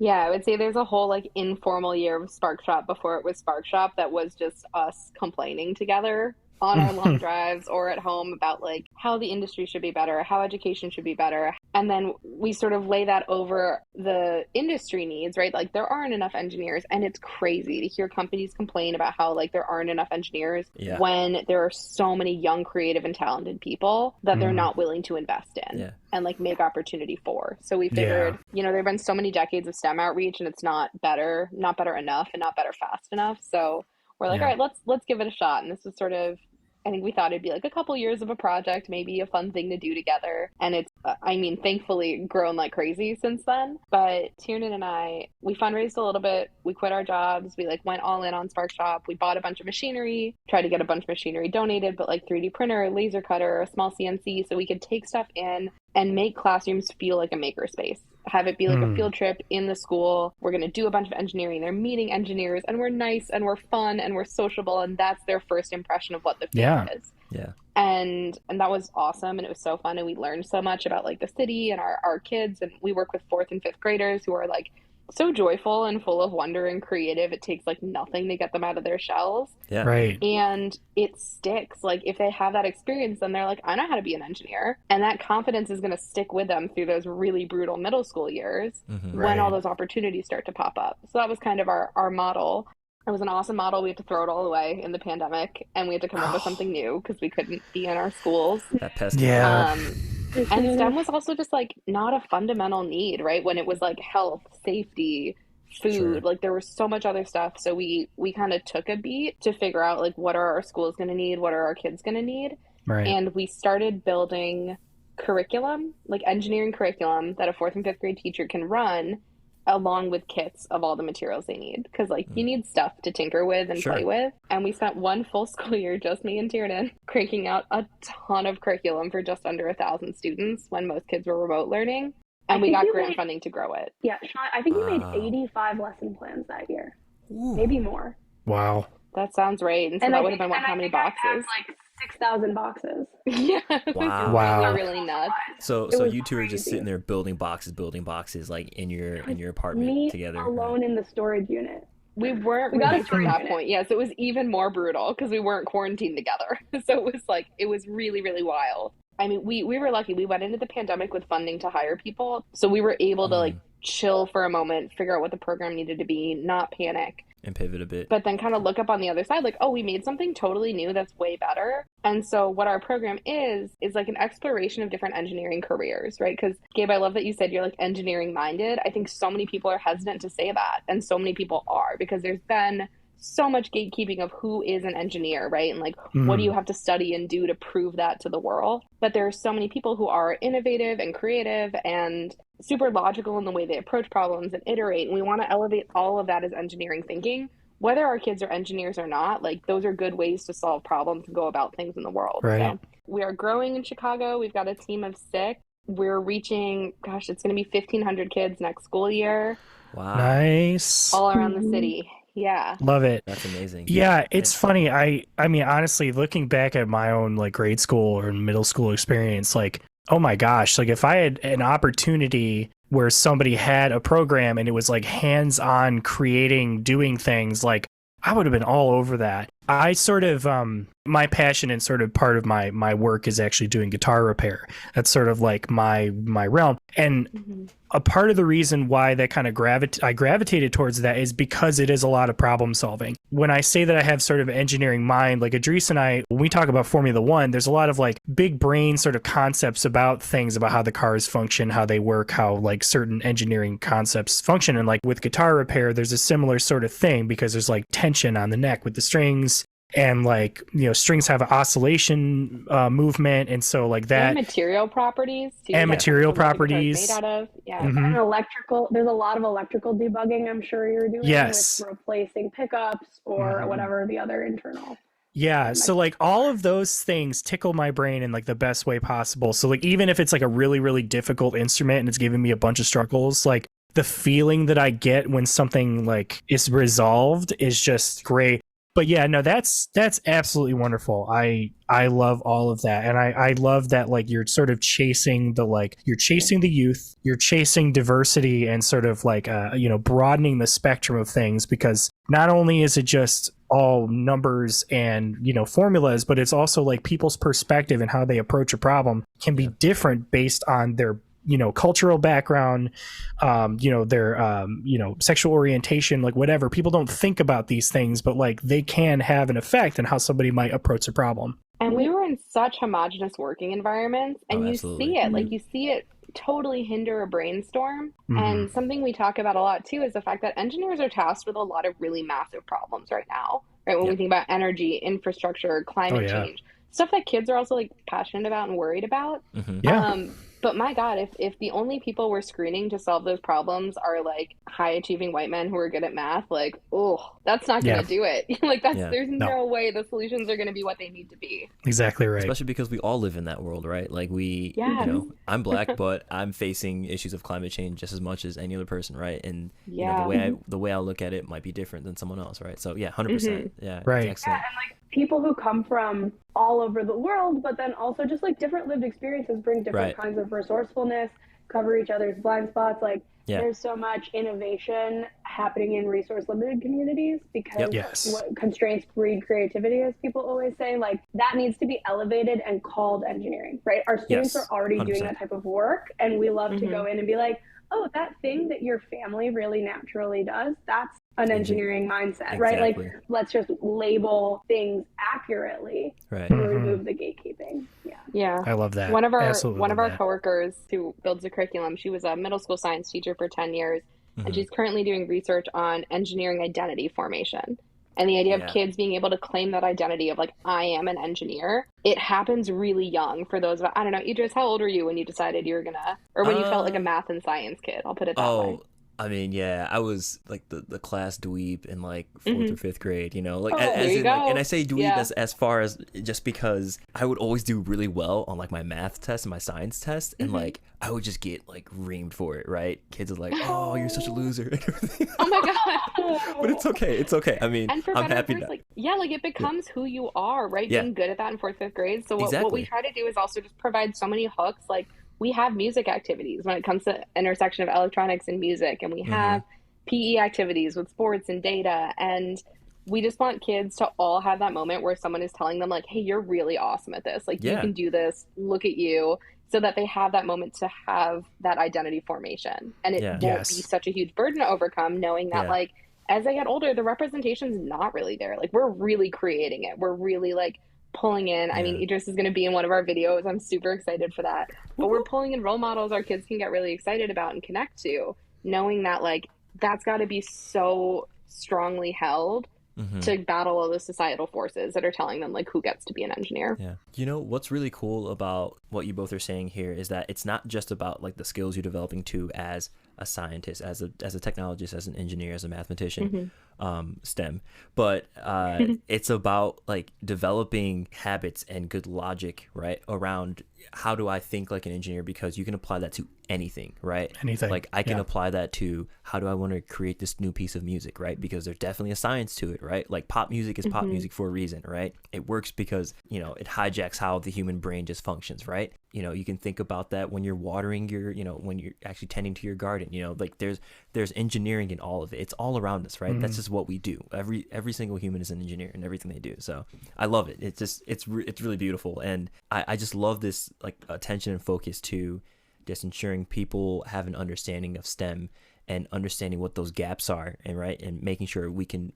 overcome those gaps and cross those gaps, right? So I look at what you two are doing with SparkShop and what like the Hamilton Commission a couple years back did with as far as like trying to understand why do we not have people of color in all the different roles and within Formula One. It's really important that these things are taking precedent and that people are talking about it. So just shout out to what you both are doing, and just it's awesome, and so glad to hear that you guys have had success with this and that you're growing. And 1,500 students, that is a lot, you know. Like there's 4 of us here on this call right now, but just to think like 1,500 just, you know, that's it's so so cool. many. Yeah. Oh yeah. It is mind-blowing. And I will say like SparkShop is something we are so insanely proud of. Like it is really so much bigger than we ever thought it would be. And then also when we left the paddock on that Sunday, we said this is the best thing we've ever done. So no shade to all of our students and our teachers and our coworkers, but it was like getting into the pits was the best thing we've ever done. Yeah. I said that to Idris after I made the Photoshop of Fernando Alonso's face being replaced by all the ABBA members for the opening episode. I did that Photoshop job. I sent it to him for a post, and I'm like, this is the best thing I've ever done. Yeah. So I know that feeling where it's just like, I'm sure I've done much greater things in my life, but like this moment just feels so wonderful. The pride. Yeah. I'm most proud. Yep. Speaking of overcoming challenges and overcoming like diversity and things of that nature, do you think that McLaren is going to be able to overcome the some of the diversity, or not diversity, but some of diversity the of problems, issues. That's a lot of issues. A lot of its portfolio of problems that it's having this year to try and kind of get back to its greater roots? I hope so. I'll tell you what, I hope so. Not even because I feel like a longtime fan, and I have been a fan of McLaren a long time. I hope so because this is our Instagram handle. We committed to McLaren.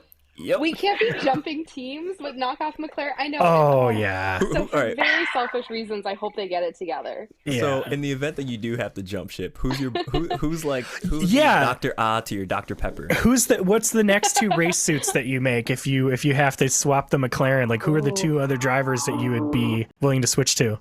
I had a thought, and it's because we have the most ins at that team, which aren't even at the team, but Aston. Because they're safety car guys. We're from Aston. Okay. Okay. There are bugs. Okay. Like, am I excited to be Lance and Alonso? Not really. You guys are gonna have to cut out the part where we called Lance a dweeb. Oh no, not at all. Leaving that in. You just have to lean into it.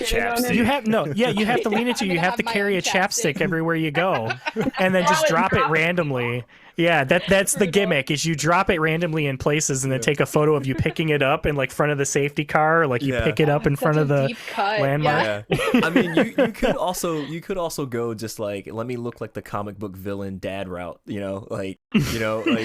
It's wild. Anytime I watch Drive to Survive, or you see any clip of Lawrence Stroll, like he's got like that really like puffy jacket and like the glasses and like he just looks like, oh man, he like looks like a Bond villain right now, right? Can I say something embarrassing?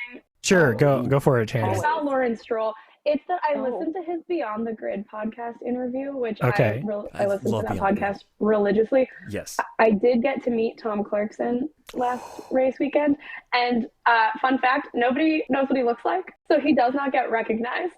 And in fact, I did also not recognize him. Somebody pointed him out. They're like, "Go take a picture with Tom Clarkson," and he was stunned. It was my maybe highlight Awesome. of the weekend. Love But that. anyway, Lawrence Stroll on Beyond the Grid, I kind of respect the way he spoke about the way he has to manage that team Yeah. and what he's hoping for, and like, you know, how it's at the end of the day for him, it's a business. Like, Yeah. he gained 5% respect from me, and I feel embarrassed about it, so I wanted to get it off my chest. No, it's funny you say that, because I think Idris and I were talking about this, or maybe I was talking about it with my brother, because my brother just recently watched Drive to Survive. He actually watched it through twice, and that was a triumphant moment for me, because for years, like, he was like kind of poking fun at me for like taking it as serious as I do.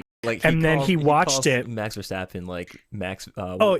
His nickname for Max Verstappen for years was Fish Sticks Vanderkamp. That's it. Because he couldn't like actually remember his name, so that's what he used to call him. So then he just started calling him all of that. Oh my god! Incorporating that call him now? immediately. Yeah, Fish Sticks 100%. Vanderkamp. That's so good. And Gossip Girl villain.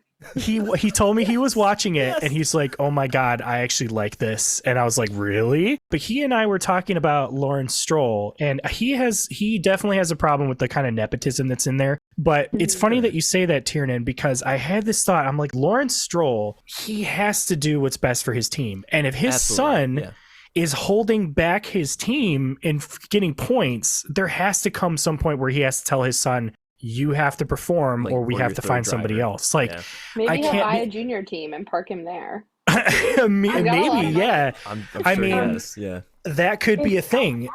Because, I mean, like, Alonso obviously has got 3 third-place finishes, and Lance is not completely messing up. But, like, when you're still, like, 6 or 7 places behind your teammate, that's not performing where you should be performing. You know what I mean? It's not going to get them second place in the Constructors' Championship, which honestly is what they should get based off of what we've been seeing this year so far. My hot take is that this is, like, maybe the hottest take. I feel like nobody would agree with me when I say this, but my hot take is that Lawrence may one day fire Lance. I don't know if it's this season, but that is a hot take I have. I think he values money more than his child. I mean, that's what you said. Like, when you talked about that interview, like him talking about that business, like, yeah, I mean, you have to. If you're looking at it as a business, you're going to fail if there is, I mean, you guys know as engineers, if there is a cog in the machine that you have to like keep super gluing the parts back together because it keeps breaking, you have to like keep reinforcing it or whatever to like, at some point you have to just replace that cog. You cannot keep letting it work in there. Or it's planned obsolescence and you buy a new unit completely. Or yeah. It's a Saturn and you just like wait till it hits its warranty coverage and then you just toss it out and get another one. Well, that's funny because obviously Idris and I have been talking about how the season's been going, and I think when we talked about a prediction, I said like I'm expecting good things from Aston this year, and they haven't disappointed. Even though Australia was really wacky and weird and had a lot of stuff happen, they still did really, really good. But so seeing kind of how things are from going on from now, what are your expectations for the season going forward? I have so few. I feel like overall predictions, I have things I would like to see. Like, I would like to see Max struggle more. But wouldn't we all? Yes. Like, if he must win again, if he must win again, at least I'd like for him to work for it. Yeah. And I'd love for him to not win again, but that feels like an unfair thing to hope for. But yeah, I would love to see Danny in a car, even if it's just a fill-in role. Yeah, like Perez gets COVID or something. Get 2 for 1. Oh yeah. Oh yeah. There we go. Because Max ain't getting 25 points that weekend. Right. Oh yeah. Get Danny in the charts for the rankings. That'd be nice. Yeah, I think the thing with it's funny you say that about Max, because honestly, I feel like the thing with Max, it's like it's not because we're not saying this out of spite. It's just that the way that he still is conducting himself as a driver, and like just the way that like his attitude during the races, it's just like, I mean, sure, if you're a winner, you kind of have to have that sort of assertive, like go get it kind of thing. But if you're complaining that like you worked your way from pit lane up to second place and your teammate like won the race, like, I mean, that to me is just like, it just feels really petty. I also saw recently that he made some like threat about like he doesn't like the sprint races, and if they keep doing the sprint races or if they like change it in any way, then he'll probably just leave the sport. Kind of like it was like some threat to the sport, like they're gonna do anything they can to like keep him there. It's like, dude, Max, like, I mean, are you serious? Like, the sport's been around for a long time. There are plenty of people waiting in the wings. Like, yeah. I feel like his attitude is shitty. His fans' attitudes are shitty. The orange smoke, not for me. The orange smoke was the worst. It's the worst. Like, guys, come on. As Xander Voort, oh man, that was so bad. Do you think De Vries is going to get the Dutch support? Do you think he has any chance? Ooh. I love him.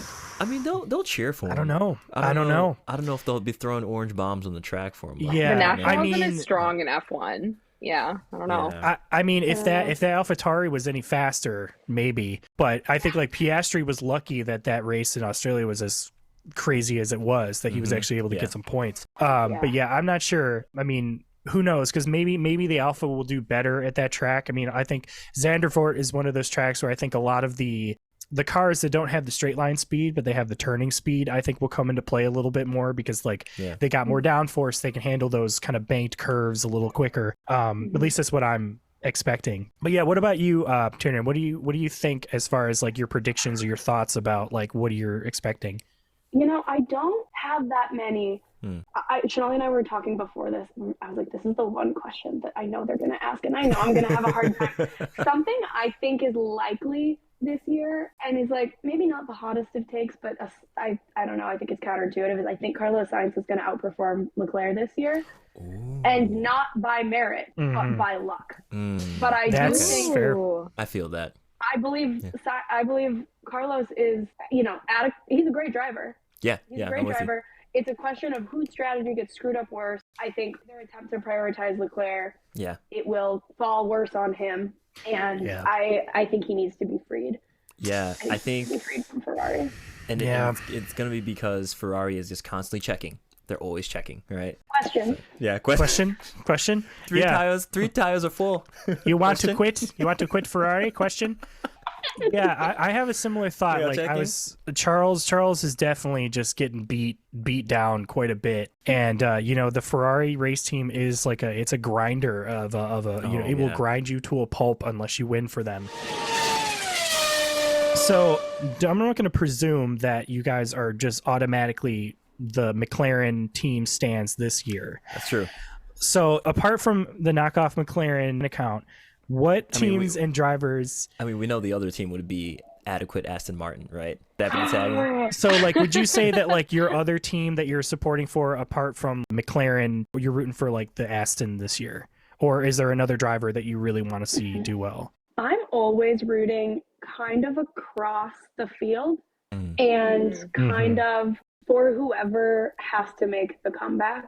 I was really, I discovered I was a Lewis Hamilton fan in the last couple races where Max and Lewis were really battling it out. That was when I discovered that I really deeply actually wanted Lewis to win that 8th world championship. I just also wanted him to have to fight for it. Like, at the end of the day, I just want good racing. For so long there wasn't good racing, and that I think made me feel kind of like, I've always had a lot of respect for Lewis and like admiration for him. He was kind of out of his jackass young phase by the time I got into F1. So like I didn't have the like, oh God, he's this young hotshot jerk. The way that, I mean, I felt about Seb in the early days, a lot of the drivers. Oh yeah. Right. Yeah. No shade to Lewis, never shade to Lewis. But I didn't have the passion for supporting him when he was just starting on pole and winning every race. Turns out I'm always rooting for him, and I do want him to win his 8th world championship. I want him to go down with that in history. I don't feel like this is likely the season for that, but girl can dream. I wouldn't have considered myself to be a McLaren fan, and I actually don't have team merch because I have such a hard time committing to anyone. Team or driver. We made our own. Who needs it? We made our own. I did become very fond of McLaren in tying my identity to them. Right. When I was thinking about like, oh God, who am I going to say is my favorite driver? One of the questions I asked myself is, I was like, well, I have cried at race wins before, And it's only ever when Lando finally does well. Like I really am invested in him as as someone who has studied him to dress up as him. So Yeah. I don't know. That's my like wide play the field answer. Shonali, I feel it. What do you think? Yeah. Yeah, I feel, I mean, Tiernan and I are similar in many ways, and definitely this one also. Like, I feel like I want so many things for so many of the drivers, and they're all different. Like, I'm constantly rooting for Albon to, like, be around and be in it and do a little better. And, like, I was so sad when he crashed at Austria. Or Australia. Australia. Yeah. That hurt. Yeah. That one really hurt to see. And like I feel like similarly I'm rooting for Lewis to like do better for that comeback. Generally, much more tied to the drivers and the team. Like I love Carlos and Charles, and I cannot love Ferrari. That is not a brand I can like really go hard for. Yep. Yeah. And then my favorite, I would say, all-time driver would be Jenson Button, because that was when I like started watching in college. Yes. And just like what a lovely guy. I love him. Isn't he? Yeah. Yeah. I saw him in the paddock. He was like doing the post-race recording, and they like just started when we got there, so I couldn't get an autograph or anything, but it was a very exciting time. I just love anytime he is like the commentator on the broadcast on Sky Sports. Oh, my heart just swoons, because first off, his voice is just like silk butter, right? Yeah. But his insight is always so good, and he is really like, sometimes they'll have people on who you can kind of feel their bias like towards certain drivers and everything, but like he keeps it pretty he keeps it pretty mum, and he always gives the drivers the benefit of the doubt, right? He's like, they're not trying to just like crash someone out, you know, which is nice. So, some of these guys will say things that are just kind of like, you're just trying to stir up drama, and I get it, you know. You're kind of a color commentator, but right. Jensen's definitely, I have the same feeling. Like, just when he commentates, it's great. And I think part of it is because he's a very recent driver, so there's a lot of that context that he can bring. You know, it's like Martin Brundle's, he keeps himself up to date for sure. But it's different when you've like actually been like in the sport, been driving the cars, like in the last decade. Sort of, I also love that he's driving like a NASCAR spec car in like endurance racing. I'm like, that's awesome. Yeah. You guys talked about Tiernan mentioned like Lewis having sort of like that like cocky sort of like era thing. I honestly, from what I remember, I mean, I started watching like 2010, so like that was right at the beginning of Vettel's reign. So like this whole Max era thing just reminds me of the Vettel era in quite a bit. Yeah. And I honestly think, hey, if Max does a spell at Ferrari, maybe that'll humble him, bring him down to earth a little bit, you know. Yes, let him be abused by the Ferrari. Save Charles. Save Charles. Swap the seats. We really need to get our boy Leclerc out of there. We do. I will also say, looking back at when I look back, I have to look back at that era of Lewis Hamilton, because I was a fan of the sport at that point. And the other thing I feel when I watch those kinds of interviews is also like, this is what media was. This is what pop culture was. Like, you know, you look back and you're like, oh, he's just always been so on trend. And you look at those old interviews and you're like, oh, you're doing like the interviews the way that they were culturally appropriate then, which do not hold up all the way. But he's, I don't feel like he's never said anything wrong. Right. But it does bring me back to like, oh God, this is what it was like in the early 2010s or whatever. Yeah. 100%. So these next two questions I have for you. These are my two favorite questions. This is like the parts that I'm most excited about for this whole interview. Like, I mean, everything's been great, but these are my two favorite that I'm excited to talk to you guys about. Give me your top 5 driving songs or car related songs. We'll start with I'm really interested to know what you guys are going to say. This is because obviously we put our list out, and I think what we'll do is we're going to add what the songs that you give us, we're going to add them to our like Spotify playlist, because like I have that, and we'll repost that. But yeah, let's start with Tiernan. Tiernan, what are your top 5 driving songs? All right, get ready. So it's funny that you guys are making a playlist. Shonali and I have our own playlist. It's called Race Car, and we've had so many car road trips. We've been curating it for years. So wow, you will be getting our top 10 Love it. Out of the Race Car playlist. And Gabe, I know I listen to a lot of classic rock on my own, so I'll do my honorable mentions that don't into our top 10. Let's do it. My driving songs in the classic rock genre, which is not what this race car playlist energy is. Right. Okay. Yeah, the vibe of race car playlist is like all you've eaten is fast food. We've been on the road 12 hours. We have to stay excited. Like that's the hype. Ron de Culver's cheese curds and ice cream, pop music. Is the vibe of the race car playlist. Okay. But some of my honorable mentions for just songs I love to drive to are Gold on the Ceiling by the Black Keys. Nice. Yes. Driving energy. I'll throw Back in the USSR by the Beatles on that playlist. That's like a speeding ticket song. And I'll also honorable mention How Will I Know, Whitney Houston. Absolutely. I love that song so much. So like I became a fan of that song because Drag Race All-Stars season, I think like 3 or 4, it was Manila was lip singing against, I forget who it was, and that lip sync performance was so incredible, and I was like, I love this song so much. That's awesome. I'm super excited. I have to say, I like lost my mind on that one in particular, just because like Gabe and I really enjoy singing. Like okay, so we played in the band together for like years, right?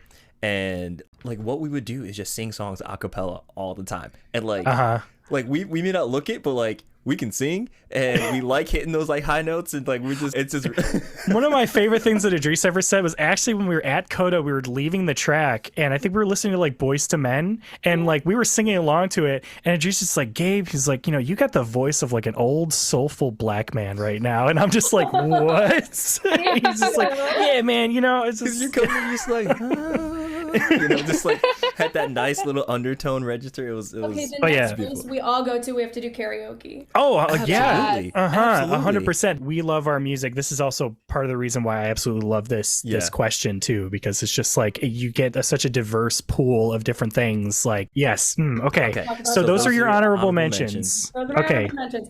My first song I will share from our race car playlist is our collective. I'm branding this as the Pods collective problematic fave Kanye. You guys have already on this podcast talked about why we don't need to elevate him, but the song Mercy is a classic car bop for me, and it's like one of the ones I have a really hard time taking off of my playlists. Yeah, that's great. Okay. Yep. Shonali, okay. Yeah, we can alternate the 10, and I'm realizing we should have ordered them, but no, that's fine. Oh, it's fine. I'm gonna throw out Gasolina, Daddy Yankee. That's one that's always exciting when it hits in the playlist. Nice. That actually just got added to the recording music register, I think just this last weekend. Yeah. Exciting. Nice. I'll do Gold Trans Am by Kesha. Okay. Ooh, okay. See, some of these are new for me. I mean, like some of the stuff that Idris and our buddy Damon were giving me, like I hadn't heard any of these songs. So when I like listened to them on the playlist, I'm like, oh, okay, yeah. Like I'm into this. Like this is great. So like I'm loving this. I want this playlist to be as diverse as possible. All right, then I'll drop in "We Own It," the original Fast and Furious 6 song. It's 2 Chainz and Wiz Khalifa. Nice. You feel like you're in the movies. I love There's it. an F5 original song, but it looks like it got pulled off Spotify. It's grayed out, which I hate to see. Heartbreak. Yeah. Okay. Okay. The next one I will recommend is "Pipe," the Christina Aguilera song that Lewis Hamilton raps on. Terrible song, but it. Wait, have you heard about this? No. I've never heard it, but guys, this is the best day. Okay, so what's his like music name? He went under a let me look. MDM or something like that. Yeah, it's XNDA. And he did it under the pseudonym a long time ago, like a couple years ago. And there was a lot of speculation on the forums, but Lewis like came out and confirmed that it was in fact him a couple years later. And it is not bad. He's not a bad musician. The song is unfortunately garbage, but I have grown very fond of it. So well, if it's got a reference, if it's got Lewis Hamilton in it, it's gonna be on the playlist. Yeah, I can't stop thinking about how much money I would pay to go to a Lewis Hamilton concert. Man. Yeah. How many F1 drivers DJ on the side? I know it's quite a few of them do. I'm not interested in any of them but Lewis. Lando is the lamest thing on the planet. I'm sorry. Both of you, have you watched Parks and Recreation? Yeah. Remember the Valentine's Day episode where Chris Traeger's like set? That's how I imagine Charles Leclerc's DJ set would be. He just like, can we change the music up? Okay, and it's just like, this sounds like it's a song about like a monk that's committed suicide. It is. Yes. It's not what I was imagining. Yes, that is what Charles. Or some very nice just sad DJ piano. Very nice DJ Sad Boy. Yeah. All right. That's amazing. How many more songs do we have? How far in? We are at 5. Killer. All right. So then I'm going to throw out Ride or Die by Meg the Stallion. Okay. Meg the Stallion. A perfect hype up song. Was she the one that snubbed Martin Brundle? Yes, I think so. That's right. Yeah. Oh, I that poor think man. that's right. You know, yeah, as he was walking around the paddock, I was like, whose grandpa is this? Why are you having this man interview? Why are you having this man interview people who are like without relevant any to today's context, pop culture? just go out there with a mic and interview was- people. And he's just like, oh, they look important. It was It's so like, sad. oh. Like my there was one of God, Dwayne Wade, like Dwayne Wade was walking by, and Martin was like, "Hello, would you like to tell me?" And Dwayne's just like, "I'm not talking to this rando," Like, yeah. He asked Megan Thee Stallion to do some rap, and that was the point where her bodyguards were like, "Get out." Yeah. Oh No. my gosh. he's like, Horrific. "The rap I know is hip hop, the hippie." You know what I mean? Like that's what I Go would to the imagine park and would have happen. a good time. Yeah. Okay. So this is number 7. Yes. Run Away With Me, Carly Jepsen. Oh, Carly Jepsen. Jepsen's great. Another Carly bop. Jepsen is so talented. Oh my god. So good. And like her more recent albums, all absolute bops. So Run Away With Me is not explicitly a driving song, but is another just Vibes. It fits. That's the thing. It's like songs that are good to drive to, songs about cars, or songs that are like referencing cars or like a car adjacent is like all acceptable. Yeah. All right. What's the next one? Okay. All right. Top 3. We're trying to like put him in order as we go. I'll throw out, okay, this is not on Spotify and we're sad about it. But so the Tokyo Drift song, we have that in the playlist. But there was briefly a remix by like a Brazilian DJ that mashed up Tokyo Drift and Temperature by Sean Paul, which is the ultimate like driving when you're tired song. Oh my God, you guys, it was That so would have been good. dope. I'll send you like the Oh, SoundCloud, man. like it has to live somewhere. But it was like, we were just listening to because when we were trying to get our energy up, we're searching like, all right, this dumb song remix, like give us a Tokyo Drift remix. And then it starts Tokyo Drift and then Temperature comes in and we were like screaming in the car. Like it's perfect. That's So we're amazing. So upset. Yeah, so upset it's gone. I was at a drag brunch on Easter, and one of the queens danced to a mix-up of Toxic and Pony by Genuine. And I that's a could good not, mix. it blew my mind. I could my not God. believe how good those two were together. I was just like, what? And it only lasted for like a little clip, and I'm like, give me that song. That's incredible. we got 2 left. Yes, And I will do we've collaborated on this list, so shared credit on this one. This, I believe Shonali was the one who introduced me to this song, which is the David Guetta song "Dangerous." Oh, okay. Are you Have familiar you Okay. with guys seen that music You guys- video? No. it? Shonali, tell Okay. me. All right, let's set the stage. It must have been 2014. I went to the Grand Prix at Coda with a friend of mine, and on the way home, this music video dropped and we watched it. So this is like burned into my brain. It's a long song, and David Guetta clearly had a vision to do something F1 themed for it. And who was struggling the most at that time? Lotus F1. So he is in a Lotus suit.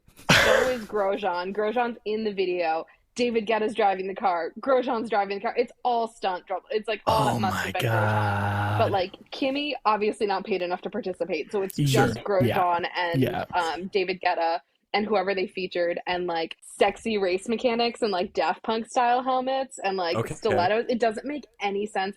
My memory is fuzzy. I think the video is like 6 to 7 minutes long. Does that sound right to you, Tiernan? Wow. It's long. It's like a little like Oh my movie God. music video. The song of, like, is like a normal 3.5, 4 minute song, Yeah. if I remember correctly, and they like do almost.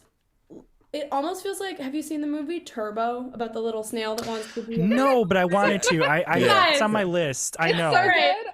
This is your media education. Turbo is a feature-length film about a little snail that wants to be a race car driver. This film has a similar energy of like young David Guetta dreaming of being a race car driver, growing up, being in the Grand beautiful. Prix, and like they have a podium scene at the end, which is like David Guetta, his fake rival, and then like just Grosjean on the third podium. That's wild. Oh my God, I love it.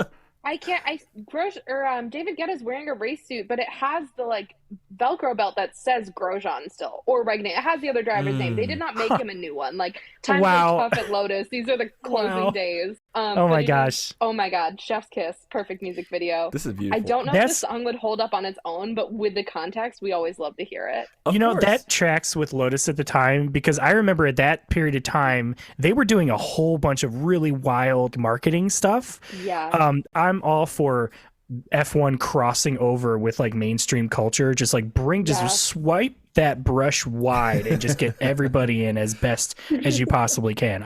I'm like, make it silly. Yep. Yeah, make it Absolutely. funny. Like, have a sense of humor. It's like, it is so extravagant, so expensive, but like, I like when it doesn't take itself. Yes, exactly. Wow. 100%. Okay, so now this is the top song. This is the top song. This is your drum roll. Yeah. Well, so this is one, it's not even directly car related, but we made this the like anthem of our Austin trip. Okay. I don't know if you guys are Taylor Swift fans, but Midnights came out right when we were all in Texas. Okay. And we're listening to it on the ride back, and Mastermind played, and we were like, this is us. Like, that is us masterminding for 3 years to find our way into the paddock. Perfection. Absolutely, yes, exactly. And we're just Love like, put it all together. You know, of course, like Sunday morning we had this like organic meeting of this guy who like followed us, but it was like, no, this wasn't organic at all. We were hunting for years to make it happen, and it did. And so we listened to Mastermind nonstop. I would say that whole week, because it just like brought us such joy to consider like how wild we had been that whole time and how it all worked out, that even though it's very much about a romantic couple, we were like, no, this is about us and this stranger and this weekend we just had making our way into the pit. That's perfect. I love that. That's awesome. Yeah, and the guy, the trackside engineer who eventually got us those paddock passes at one point pointed out, well, you said on your Instagram you were gonna do this. You said you were gonna get here. And we were like, what do you mean? And he pulls up our own Knockoff McLaren Instagram account and pulls up the picture of us in the Heineken VIP zone at Montreal. And the caption is, it's us and our little VIP badges that we didn't get to keep. And it said, we've said in the caption, this, Montreal Heineken VIP zone, next race, paddocks. Like, and he was like, you did it. And we were like, wow. We're more into the lore of this than we were. That's perfect. But we had single track minded on it for so long that we were able to take our opportunities when we got them, I guess. I love that. Yeah, part of Idris's and I's goals when we started this podcast, our mindset was to do something that we enjoyed, but like we also were thinking like, if this becomes a vehicle for us to be able to like attend more races, or even just to like pay for our groceries for the month, like that's it. That's perfect. I'm definitely going to be adding your honorable mentions too into that playlist. I'm just going to pad it out as much as possible. Loving the songs. This is great. Now, here's a serious question. You two are now the team owners. You each have your own team, and you have your pick of your drivers, and you have your sponsors. I want to know who was competing against Totino's Monster Energy. Who's competing against Totino's F1 and Sega Taco Bell for the World Championship? I've thought a lot about my drivers. I've had a harder time with the sponsors, and I do believe I have teed myself up for this. I've already said most of my jokes around my drivers, but I want Leclerc. He needs to be freed. I'm worried. He needs to... Okay. Love it. Leclerc. Hashtag free Leclerc. Yeah. Whether or not my car is any good, hashtag free Leclerc. I want Teo Pritchard as my second driver. Young talent, up and coming F1. We're buds. Will be a Teo stand forever. I want as my reserve driver, I want Patricio O'Ward out of IndyCar. Okay. I love him. And so I would like to see him have a shot at F1. And if I can be the one to make that happen, let's look at young talent coming up. So that's my answer for driver lineup. Although it would probably be responsible to have like one former world champion. Here's the thing, like, Idris got Julian Palmer, and it's like, because he wants to have like that redemption arc. I like and that. like, I'm just here to have a good time, which is why I have Bottas and Ricardo. So like, whatever your vibe is, you go for it. So I'm totally into that. That's great. I don't even think Idris, we didn't even pick reserve drivers, so we're gonna have to think about that one. But that'll be a future episode. That's perfect. I'm liking that. Sponsors, where are we at? Sponsors. I have a new strategy. It's all AI companies. They're all competitors. Ooh. They are all Whoa, bidding okay. against each other for the biggest logos. And we claim all of our cars built, all of our parts are designed by AI, and different companies bid for different parts. That's my new. Poor Charles. You're gonna end up with like wheel. no. You're gonna end up with Oh, wheel no. nuts that look like a weird abstract painting where they're like curving over. Like the mirror is gonna have 3 parts to it, and like the driver's gloves are gonna have 7 gloves. Like That's right. And it technically some fits fingers. the regulations. Like that'll be fed into, Oh, yeah. into the software, but it will be absolutely buck wild. Nothing will fit together. All of my engineers will be systems engineers that are responsible for trying to integrate all the different parts. And Wow. yeah, Saving Leclerc a lot will of not be cost getting there, a break. Tiernan. Yeah, there you go. It's a good cost-cutting measure. Just AI all the design work. Oh, God. AI all the We media. are checking. AI all the media too, and just like it's just like Oh man. Oh. We don't have Just a like- social media person. We have one intern whose job is to just push tweet on right?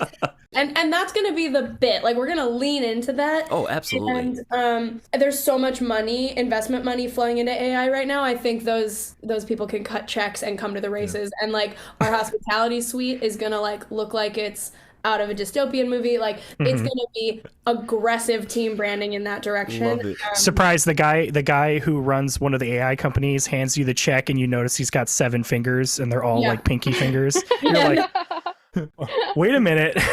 Oh my God, Peter Thiel, what are you doing? Yeah, Jesus, let's go. He's got 2 elbows. You're like, how does this happen? Who did that to you? Yeah, it's gonna be wild. It's gonna be a wild. I love that. Thank you. There's gonna be 6 wheels. 6 wheels. Yes, 6 Yeah. wheels. It keeps Literally. coming back. It keeps coming back. It's time. Yep. All love right, that. Shonali, how about you? What drivers do you have for Team Shonali? All right. The drivers I would pull, and this is crazy because this benefits us now and it wouldn't benefit us as team principals in the future. I'm bringing Carlos and Lando back together. Okay. Okay. Let that Yep. pairing be together. And my Okay. internal logic is so we can dress up as them. We don't need to do that if we're running teams. But anyway, I think they deserve it. They were so happy together. Yeah. And They I think golf they're both together? also really talented. Yeah, like they're Yeah. buds. It's sweet. They have such a cute, wholesome friendship. I think the fans would come back to that in a way that the fans have like Zach Brown. I think Zach Brown doesn't understand how much people do love drivers more than teams, especially like Yeah. in this era of fandom. Oh yeah. And by being like so shitty to Danny, pulling in a rookie and not really giving us much like personality or support, like doing all these things, Mm-hmm. I think he's throwing away the love that like was built for McLaren's through those Yeah. drivers. Like get those boys back together. I think the Yep. fans will come. Yeah. No, 100%. And then for sponsorship, I'm imagining basically a full grift. Like this team is here to support SparkShop. I don't want to fundraise anymore. So let's imagine a team sponsored by Staples, Michaels, online bookstores, the Websterant store. We buy a lot of takeout boxes for our materials.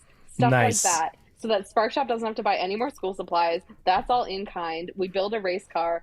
We also build all the kits and they can just go to schools and everything is easy. So Love it. that's what I'm thinking. I like So- that. Crayola. That's great. Yes. All right. So effectively, Oh, I'm imagining, Crayola! like, Oh my God, that'd be an amazing title sponsor. And Lego's imagine- doing stuff with McLaren already. Like, we need more Legos. Legos are expensive, so like, let's get those and get those into school. Oh man. That'd be good. Oh yeah. Hell yeah. Oh, we're doing that. Yeah, a crayon. Okay, just so you two know, like you saw that like I photoshopped like Adris and I's like car, as like a sponsor. I'll probably make time to do the same for these. Yeah. And I'm Love just that. gonna say honestly, the prospect of making a Crayola Lego car, just the possibilities for me are just kind of endless here, and I'm Yes. stoked. Oh my This is God. gonna be That's gonna very be so fun. I We're love gonna that. post it on SparkShop's Instagram too. I love that. Do This is it. my theme Yes. That's car. gonna be Yeah. so fun. Yes. I'm hoping that we can build up enough of these to like have a whole fake fantasy We'll have like the whole paddock ready Yeah. grid and like a playlist. This is gonna be this is almost like a long-term project now at this point. This is I'm phenomenal. stoked. Yeah. I'm stoked on it. The F1 F-off cinematic universe is building itself up right now. That's absolutely right. What's the next race that we have to look forward to?